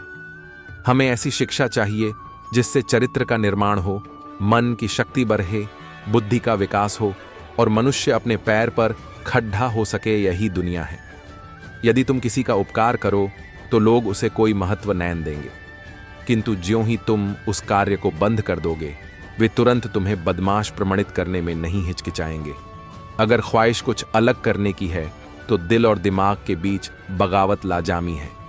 दूसरों के चेहरे हम याद रखें, हमारी ऐसी फितरत नहीं। लोग हमारा चेहरा देख के अपनी फितरत बादल ले, ऐसी हमारी फितरत है। उम्मीद और विश्वास का छोटा सा बीज खुशियों के विशाल फलों से बेहतर और शक्तिशाली है। भगवान सिर्फ उन्हीं की सहायता करता है जो लोग खुद अपनी सहायता स्वयं करते हैं। इस बात से फर्क नहीं पड़ता तुम कितनी गलती करते हो या कितनी धीरे बढ़ रहे हो। उन लोगों से बहुत आगे हो जो कोशिश ही नहीं करता किसी भी कार्य करने के लिए। तुरंत उठो, जागो और तब तक नहीं रुकना जब तक लक्ष्य हासिल ना हो जाए। जिस पर यह जग हंसा है उसी ने इतिहास रचा है। सफलता पाने के लिए आत्मविश्वास जरूरी है और आत्मविश्वास के लिए तैयारी। आप तब तक नहीं हार सकते जब तक आप कोशिश करना नहीं छोड़ देते। आत्मविश्वास सफलता की कुंजी है और आत्मसम्मान वह नींव है जिस पर आत्मविश्वास खड़ा होता। अपने आप पर विश्वास रखें, अपनी क्षमताओं पर विश्वास रखें। बिना किसी विनम्र लेकिन उचित आत्मविश्वास के आप सफल या खुश नहीं हो सकते। अपने आप पर विश्वास करना एक अंतहीन साहसिक कार्य की शुरुआत है। सफलता उन लोगों को मिलती है जो खुद पर विश्वास करते हैं और अपने लक्ष्यों के लिए मेहनत करते हैं। आत्मविश्वास वह शक्ति है जो आपको आगे बढ़ने के लिए प्रेरित करती है। मिश्रा जी के यहाँ पहला लड़चका हुआ तो पत्नी ने कहा, बच्चे को गुरुकुल में शिक्षा दिलवाते हैं। मैं सोच रही हूं कि गुरुकुल में शिक्षा देकर उसे धर्म ज्ञाता पंडित योगी बनाऊंगी। संतोष जी ने पत्नी से कहा, पांडित्य पूर्ण योगी बनाकर इसे भूखा मारना है क्या? मैं इसे बड्ढा अफसर बनाऊंगा ताकि दुनिया में एक कामयाबी वाला इंसान बने। संतोष जी सरकारी बैंक में मैनेजर के पद पर थे। पत्नी धार्मिक थी और इच्छा थी कि बेटा पांडित्यपूर्ण योगी बने, लेकिन संतोष जी नहीं माने। दूसरा लड़का हुआ पत्नी ने जिद की, संतोष जी इस बार भी न माने। तीसरा लड़का हुआ पत्नी ने फिर जिद की, लेकिन संतोष जी एक ही रट लगाते रहे, कहां से खाएगा, कैसे गुजारा करेगा, और नहीं माने। चौथा लड़का हुआ। इस बार पत्नी की जिद के आगे संतोष जी हार गए और अंततः उन्होंने गुरुकुल में शिक्षा दीक्षा दिलवाने के लिए वही भेज ही दिया। अब धीरे धीरे समय का चक्र घूमा। अब वो दिन आ गया जब बच्चे अपने पैरों पे मजबूती से खड्डी डीहे हो गए। पहले तीनों लड्डी डीएचको ने मेहनत करके सरकारी नौकरियां हासिल कर ली। पहला डॉक्टर, दूसरा बैंक मैनेजर, तीसरा एक गवर्नमेंट कंपनी में जॉब करने लगा। एक दिन की बात है, संतोष जी पत्नी से बोले, अरे भाग्यवान, देखा मेरे तीनों होनहार बेटे सरकारी पदों पे हो गए ना, अच्छी कमाई भी कर रहे हैं। तीनों की जिंदगी तो अब सेट हो गई, कोई चिंता नहीं रहेगी अब इन तीनों को। लेकिन अफसोस, मेरा सबसे छोटा बेटा गुरुकुल का आचार्य बनकर घर घर यज्ञ करवा रहा है, प्रवचन कर रहा है। जितना वह 6 महीने में कमाएगा उतना मेरा एक बेटा 1 महीने में कमा लेगा। अरे भाग्यवान, तुमने अपनी मर्जी करवाकर बड्ढी गलती की। तुम्हें भी आज इस पर पश्चाताप होता होगा, मुझे मालूम है, लेकिन तुम बोलती नहीं हो। पत्नी ने कहा, हम में से कोई एक गलत है और ये आज दूध का दूध पानी का पानी हो जाना चाहिए। चलो अब हम परीक्षा ले लेते हैं चारों की, कौन गलत है कौन सही पता चल जाएगा। दूसरे दिन शाम के वक्त पत्नी ने बाल बिखरा, अपनी साधी का पल्लू फाड़ कर और चेहरे पर 1-2 नाखून के निशान मारकर आंगन में बैठ गई और पतिदेव को अंदर कमरे में छिपा दिया। बद्धा बेटा आया, पूछा, मम्मी क्या हुआ? मां ने जवाब दिया, तुम्हारे पापा ने मारा है। पहला बेटा, बुढ़ा सठिया गया है क्या? कहां है? बुलाओ तो जरा। मां ने कहा, नहीं है, बाहर गए हैं। पहला बेटा, आए तो मुझे बुला लेना, मैं कमरे में हूं, मेरा खाना निकाल दो, मुझे भूख लगी है। यह कहकर कमरे में चला गया। दूसरा बेटा आया, पूछा तो मां ने वही जवाब दिया। दूसरा बेटा, क्या पगला गए हैं इस बुढ़ापे में? उनसे कहना चुपचाप अपनी बची खुची गुजार ले। आए तो मुझे बुला लेना और मैं खाना खाकर आया हूं, सोना है मुझे। अगर आए तो मुझे अभी मत जगाना, सुबह खबर लेता हूं उनकी। ये कहकर वो भी अपने कमरे में चला गया। तीसरा बेटा आया, पूछा तो आगब्बूला हो गया। इस बुढ़ापे में अपनी औलादों के हाथ से जूते खाने वाले काम कर रहे हैं। इसने तो मर्यादा की सारी हदें पार कर दी। यह कर वह भी अपने कमरे में चला गया। संतोष जी अंदर बैठे बैठे सारी बातें सुन रहे थे। ऐसा लग रहा था कि जैसे उनके पैरों के नीचे से जमीन खिसक गई हो और उसके आंसू नहीं रुक रहे थे। किस तरह इन बच्चों के लिए दिन रात मेहनत करके पाला पोसा, उनको बड्ढा आदमी बनाया, जिसकी तमाम गलतियों को मैंने नजरअंदाज करके आगे बढ़ाया। और ये ऐसा बर्ताव अब तो बर्दाश्त ही नहीं हो रहा। इतने में चौथा बेटा घर में ओम ओम ओम करते हुए अंदर आया। मां को इस हाल में देखा तो भागते हुए आया, पूछा तो मां ने अब गंदे गंदे शब्दों में अपने पति को बुरा भला कहा। तो चौथे बेटे ने मां का हाथ पकड़ देकर समझाया कि मां, आप पिताजी की प्राण हो, वो आपके बिना अधूरे हैं। अगर पिताजी ने आपको कुछ कह दिया तो क्या हुआ? मैंने पिताजी को आज तक आपसे बदतमीजी से बात करते हुए नहीं देखा। वो आपसे हमेशा प्रेम से बातें करते थे, जिन्होंने इतनी सारी खुशियां दी। आज नाराजगी से पेश आए तो क्या हुआ? हो सकता है आज उनको किसी बात को लेकर चिंता रही हो ना हो। मां, आपसे कहीं गलती जरूर हुई होगी। अरे मां, पिताजी आपका कितना ख्याल रखते हैं, याद है ना आपको? 6 साल पहले जब आपका स्वास्थ्य ठीक नहीं था तो पिताजी ने कितने दिनों तक आपकी सेवा की थी।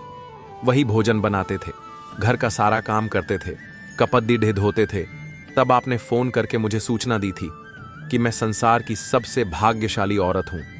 तुम्हारे पिताजी मेरा बहुत ख्याल करते हैं। इतना सुनते ही बेटे को गले लगाकर फफक फफक कर रोने लगी। संतोष जी आंखों में आंसू लिए सामने खड़े थे। अब बताइए क्या कहेंगे आप मेरे फैसले पर? पत्नी ने संतोष जी से पूछा। संतोष जी ने तुरंत अपने बेटे को गले लगा लिया।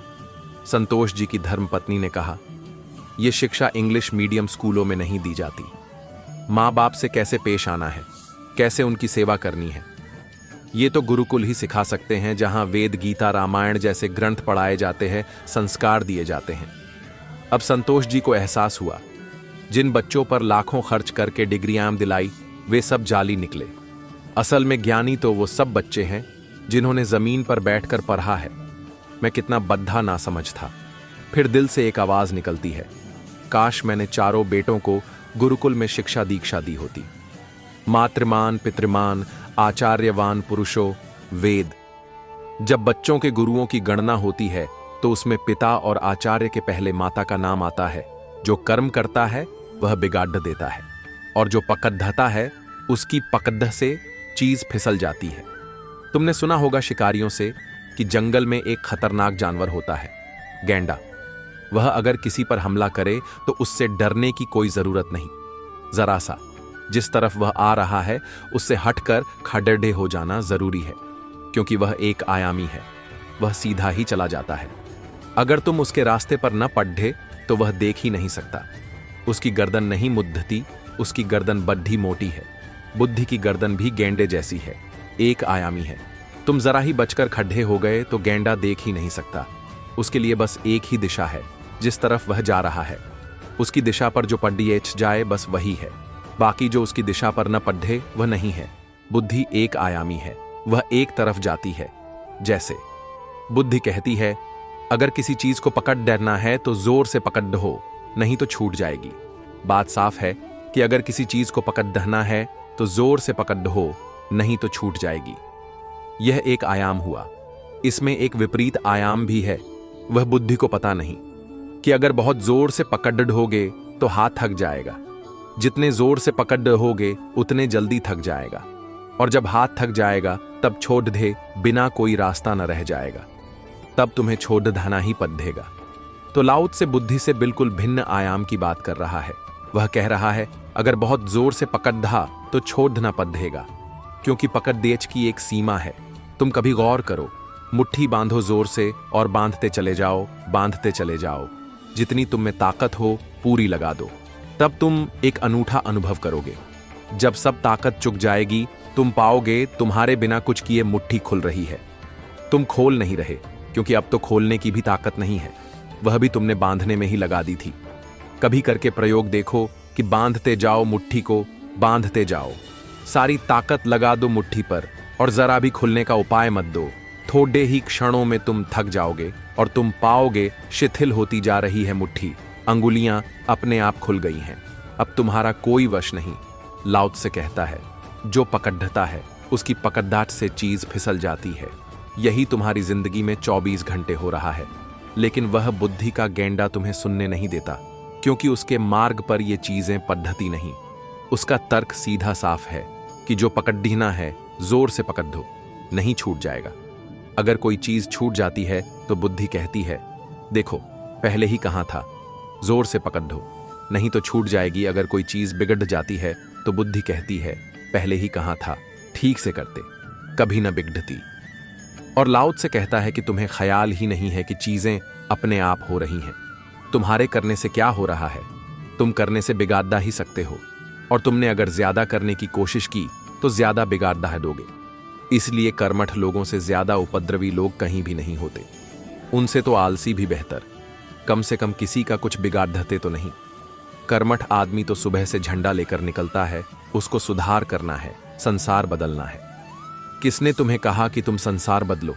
किसने तुम्हें यह अधिकार दिया?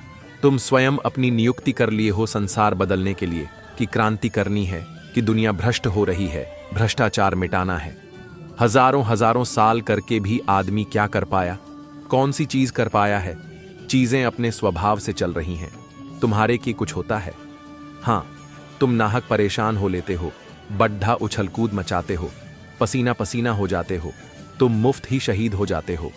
और तुम्हारे उपद्रव के कारण बहुत से लोग जीवन में अड्डाचन अनुभव करते हैं। वे अपने सीधे मार्ग से जा रहे थे, भ्रष्टाचार मिटाना है। वे बेचारे अपनी दुकान करने जा रहे थे कि अपनी पत्नी के लिए दवा लेने जा रहे थे। अब उनको ख्याल हो गया कि भ्रष्टाचार मिटाना है। अगर दुनिया से क्रांतिकारी विदा हो जाएं, दुनिया में बड्ढी शांति हो जाए, और दुनिया से अगर समाज सुधारक उठ जाएं, तो समाज अपने आप सुधर जाए। शहर की मेन मार्केट में एक गराज था, जिसे अब्दुल नाम का मैकेनिक चलाता था। वैसे तो अब्दुल एक अच्छा आदमी था, लेकिन उसके अंदर एक कमी थी। वो अपने काम को बड़ा और दूसरों के काम को छोटा समझता था। एक बार एक हार्ट सर्जन अपनी लग्जरी कार लेकर उसके यहाँ सर्विसिंग कराने पहुंचे। बातों बातों में जब अब्दुल को पता चला कि कस्टमर एक हार्ट सर्जन है, तो उसने तुरंत पूछा, डॉक्टर साहब, मैं ये सोच रहा था कि हम दोनों के काम एक जैसे हैं। एक जैसे? वो कैसे? कंपोनेंट प्लेसमेंट, सर्जन ने थोड़ा अचरज से पूछा। देखिए जनाब, अब्दुल कार के कॉम्प्लिकेटेड इंजन पर काम करते हुए बोल, ये इंजन कार का दिल है। मैं चेक करता हूं कि ये कैसा चल रहा है। मैं इसे खोलता हूं, इसके वॉल्व्स फिट करता हूं, अच्छी तरह से सर्विसिंग करके इसकी प्रॉब्लम्स खत्म करता हूं और फिर वापस जोड़ देता हूं। आप भी कुछ ऐसा ही करते हैं क्यों? हम, सर्जन ने हामी भरी। तो ये बताइए कि आपको मुझसे 10 गुना अधिक पैसे क्यों मिलते हैं? काम तो आप भी मेरे जैसा ही करते हैं? अब्दुल ने खींचते हुए पूछा। सर्जन ने एक क्षण सोचा और मुस्कुराते हुए बोला, जो तुम कर रहे हो उसे चालू इंजन पे करके देखो, समझ जाओगे। अब्दुल को इससे पहले किसी ने ऐसा जवाब नहीं दिया था। अब वह अपनी गलती समझ चुका था। दोस्तों, हर एक काम की अपनी महत्ता होती है। अपने काम को बड़ा समझना ठीक है, पर दूसरों के काम को कभी छोटा नहीं समझना चाहिए। हम औरों के काम के बारे में बस ऊपरी तौर पे जानते हैं, लेकिन उसे करने में आने वाले चैलेंजेस के बारे में हमें कुछ खास नहीं पता होता। इसलिए किसी के काम को छोटा नहीं समझें और सभी की रिस्पेक्ट करें। एक अमीर आदमी अपने बेटे की किसी बुरी आदत से बहुत परेशान था। वह जब भी बेटे से आदत छोड़ने को कहते तो एक ही जवाब मिलता, अभी मैं इतना छोटा हूं, धीरे धीरे ये आदत छोड़ दूंगा। पर वह कभी भी आदत छोड़ने का प्रयास नहीं करता। उन्हीं दिनों एक महात्मा गांव में पधारे हुए थे। जब आदमी को बहुत समय पहले की बात है, किसी राज्य में एक बड़े ही खूंखार डाकू का भय व्याप्त था। उस डाकू का नाम रत्नाकर था। वह अपने साथियों के साथ जंगल से गुजर रहे राहगीरों को लूटता और विरोध करने पर उनकी हत्या भी कर देता। एक बार देवर्षि नारद भी उन्हीं जंगलों से भगवान का जप करते हुए जा रहे थे। जब वे घने बीहद्दों में पहुंचे, तभी उन्हें कुछ लोग विपरीत दिशा में भागते हुए दिखे। देवर्षि ने उनसे ऐसा करने का कारण पूछा तो सभी ने मार्ग में रत्नाकर के होने की बात बताई, पर बावजूद इसके देवर्षि आगे बढ़ने लगे। क्या आपको भय नहीं लगता? भाग रहे लोगों ने उन्हें ऐसा करते देख पूछा। नहीं, मैं मानता ही नहीं कि मेरे अलावा यहां कोई और है, और भय तो हमेशा किसी और के होने से लगता है, स्वयं से नहीं। अर्षि ने ऐसा कहते हुए अपने कदम आगे बढ़ा दिए। कुछ ही दूर जाने पर डाकू रत्नाकर अपने साथियों के साथ उनके समक्ष आ पहुंचा। रत्नाकर, नारद, मैं रत्नाकर हूं, डाकू रत्नाकर। नारद मुस्कुराते हुए बोले, मैं नारद हूं, देवर्षि नारद, तुम्हारा अतिथि, और मैं निर्भय हूं। क्या तुम निर्भय हो? रत्नाकर, क्या मतलब है तुम्हारा? नारद, ना मुझे प्राणों का भय है, ना असफलता का, ना कल का, ना कलंक का, और कोई भय है जो तुम जानते हो? अब तुम बताओ, क्या तुम निर्भय हो? रत्नाकर, हां, मैं निर्भय हूं। ना मुझे प्राणों का भय है, ना असफलता का, ना कल का, ना कलंक का। नारद, तो तुम यहां इन घने जंगलों में छिपकर क्यों रहते हो? क्या राजा से डरते हो? रत्नाकर, नहीं। नारद, क्या प्रजा से डरते हो? रत्नाकर, नहीं। नारद, क्या पाप से डरते हो? रत्नाकर, नहीं। नारद, क्या पाप से डरते हो? रत्नाकर, नहीं। नारद, तो यहां छिपकर क्यों रहते हो? यह सुनकर रत्नाकर घबरा गया और एकटक देव ऋषि को घूरने लगा। नारद, उत्तर मैं देता हूं, तुम पाप करते हो और पाप से डरते हो। रत्नाकर हंसते हुए बोला, नारद, तुम अपनी इन बातों से मुझे भ्रमित नहीं कर सकते। ना मैं पाप से डरता हूं, ना पुण्य से, ना देवताओं से, ना दानवों से, ना राजा से, ना राज्य से, ना दंड से, ना विधान से। मैंने राज्य के साथ द्रोह किया है, मैंने समाज के साथ द्रोह किया है, इसलिए मैं यहां इन बीहद्दों में रहता हूं। यह प्रतिशोध है मेरा। नारद, क्या था वो पाप जिससे तुम डरते हो? रत्नाकर, मुझे इतना मत उकसाओ कि मैं तुम्हारी हत्या कर दूं। नारद, इतना तो मैं जान ही चुका हूं कि पाप और पुण्य की परिभाषा हमेशा ताकतवर तय करते हैं और उसे कमजोरों पर थोपते हैं। मैंने साम्राज्यों का विस्तार देखा है, हत्या से, बल से, छल से। मैंने वाणिज्य का विस्तार देखा है, कपट से, अनीति से, अधर्म से। वो पाप नहीं था? मैं सैनिक था, दुष्ट और निर्दयी सौदागरों की भी रक्षा की। वो पाप नहीं था? युद्ध में हारे हुए लोगों की स्त्रियों के साथ पशुता का व्यवहार करने वाले सैनिकों की हत्या क्या की मैंने? मैं पापी हो गया? राजा, सेना और सेनापति का अपराधी हो गया मैं। क्या वो पाप था? नारद, दूसरों का पाप अपने पाप को सही नहीं ठहरा सकता। रत्नाकर। रत्नाकर चीखते हुए, मैं पापी नहीं हूं। नारद, कौन निर्णय करेगा?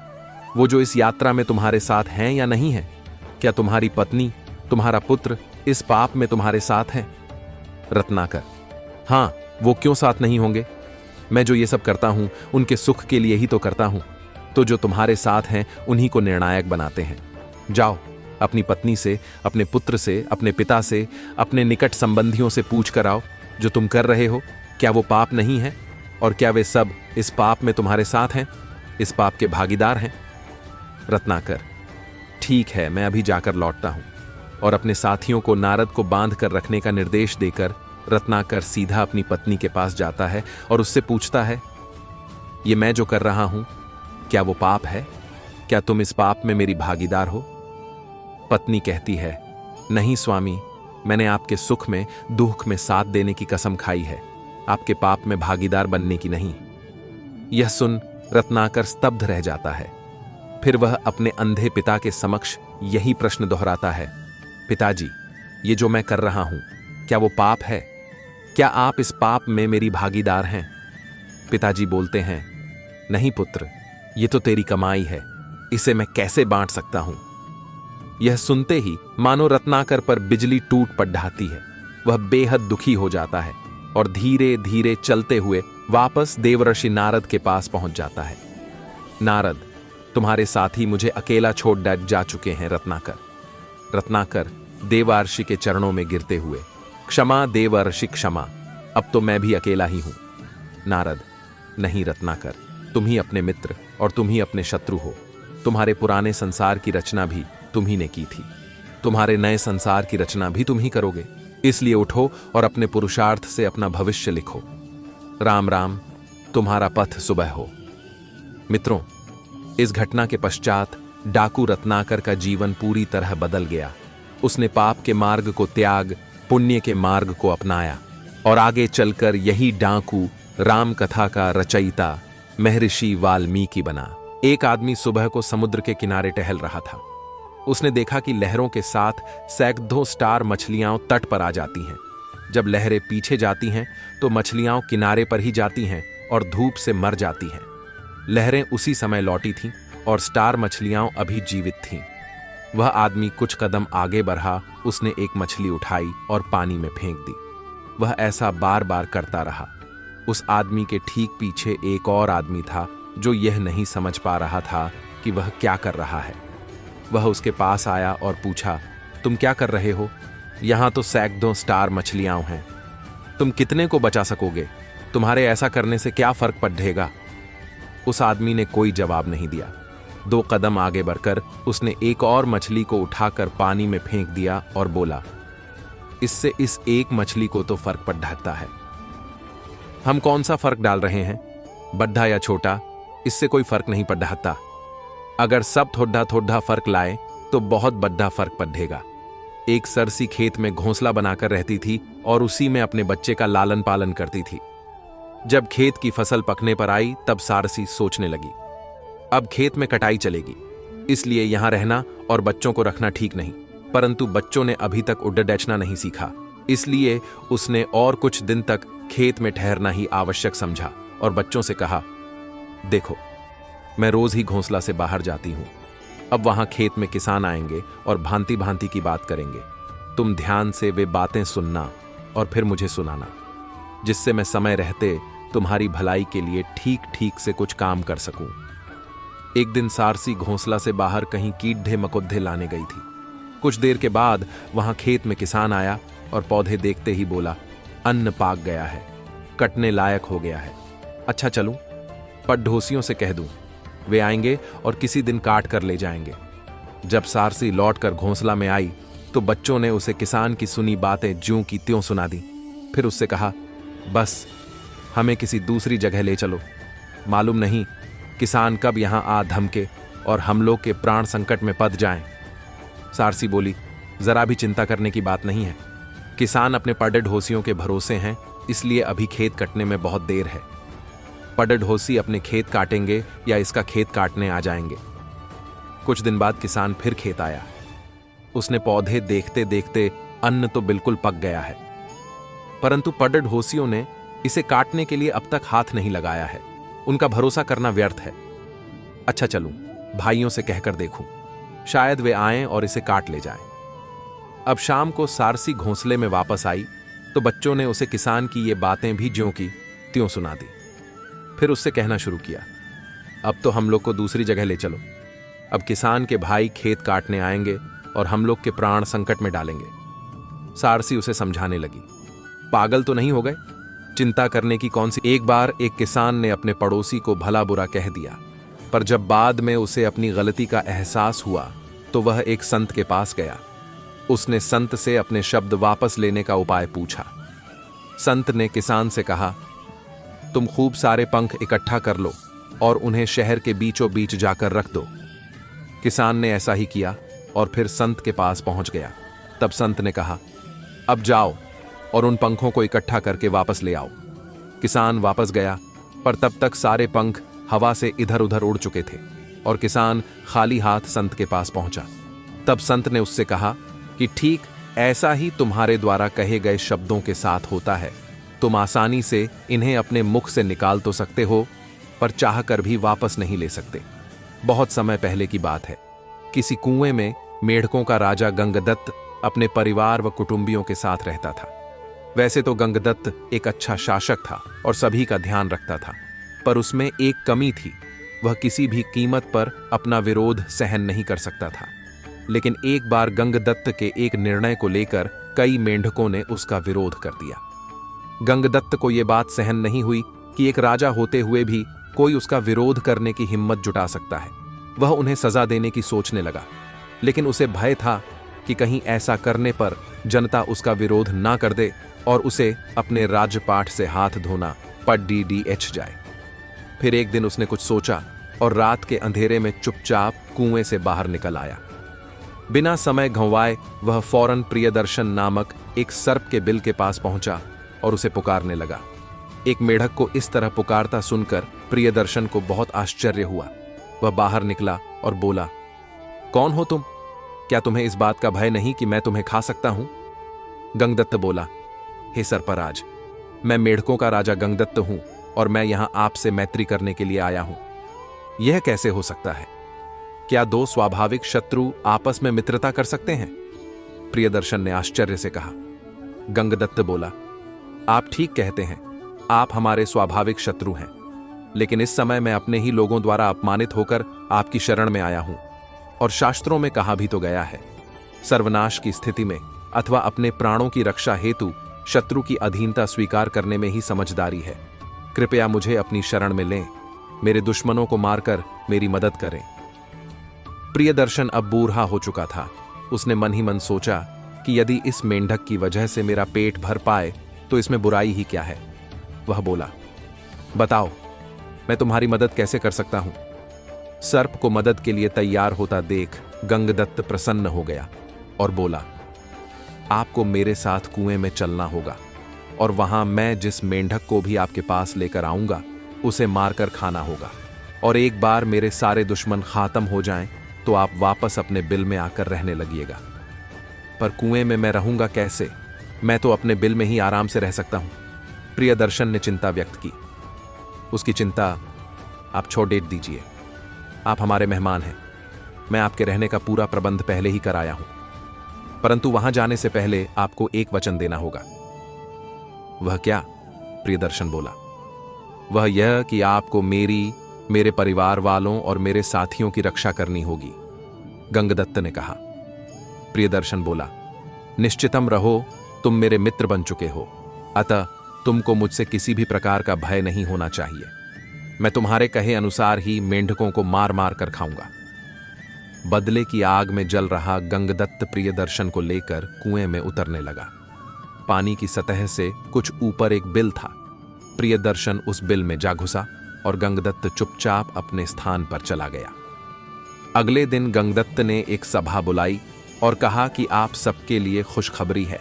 बड़े प्रयत्न के बाद मैंने एक ऐसा गुप्त मार्ग ढूंढ निकाला है जिसके जरिए हम यहां से निकलकर एक बड़े तालाब में जा सकते हैं और बाकी की जिंदगी बड़े आराम से जी सकते हैं। पर ध्यान रहे, मार्ग कठिन और अत्यधिक सकरा है, इसलिए मैं एक बार में बस एक ही मेंढक को उससे लेकर जा सकता हूं। अगले दिन गंगदत्त एक दुश्मन मेंढक को अपने साथ लेकर आगे बढ़ा और योजना अनुसार सांप के बिल में ले गया। प्रियदर्शन तो तैयार था ही, उसने फौरन उस मेंढक को अपना निवाला बना लिया। अगले कई दिनों तक यह कार्यक्रम चलता रहा और वो दिन भी आ गया जब गंगदत्त का आखिरी दुश्मन प्रियदर्शन के मुख का निवाला बन गया। गंगदत्त का बदला पूरा हो चुका था। उसने चैन की सांस ली और प्रियदर्शन को धन्यवाद देते हुए बोला, सर्पराज, आपके सहयोग से आज मेरे सारे शत्रु खत्म हो गए हैं। मैं आपका यह उपकार जीवन भर याद रखूंगा। कृपया अब अपने घर वापस लौट जाएं। प्रियदर्शन ने कुटिलता भरी वाणी में कहा, कौन सा घर मित्र? प्राणी जिस घर में रहने लगता है वही उसका घर होता है। अब मैं वहां कैसे जा सकता हूं? अब तक तो किसी और ने उस पर अपना अधिकार कर लिया होगा, मैं तो यही रहूंगा। पर आपने तो वचन दिया था। गंगदत्त गिद्ध गिद्धाया। वचन? कैसा वचन? अपने ही कुटुंबियों की हत्या करवाने वाला नीच आज मुझसे मेरे वचन का हिसाब मांगता है। हाँ हाँ हाँ, प्रियदर्शन ठाका मारकर हंसने लगा और देखते ही देखते गंगदत्त को अपने जब्धे में जकड़ लिया। आज गंगदत्त को अपनी गलती का एहसास हो रहा था। बदले की आग में सिर्फ उसके दुश्मन ही नहीं जले, आज वो खुद भी जल रहा था। मित्रों, क्षमा करने को हमेशा बदला लेने से श्रेयस्कर बताया गया है। बदले की चाह व्यक्ति के विचारों को दूषित कर देती है, उसके मन का चयन छीन लेती है। ये एक ऐसी आग होती है जो किसी और को जलाए या ना जलाए, बदले की भावना रखने वाले को जरूर भस्म कर देती है। अतः हमें इस दुर्भावना से दूर रहना चाहिए। हमें ये समझना चाहिए कि हर किसी को उसके कर्मों का फल अवश्य मिलता है। यदि आपके साथ किसी ने बुरा किया है तो उसका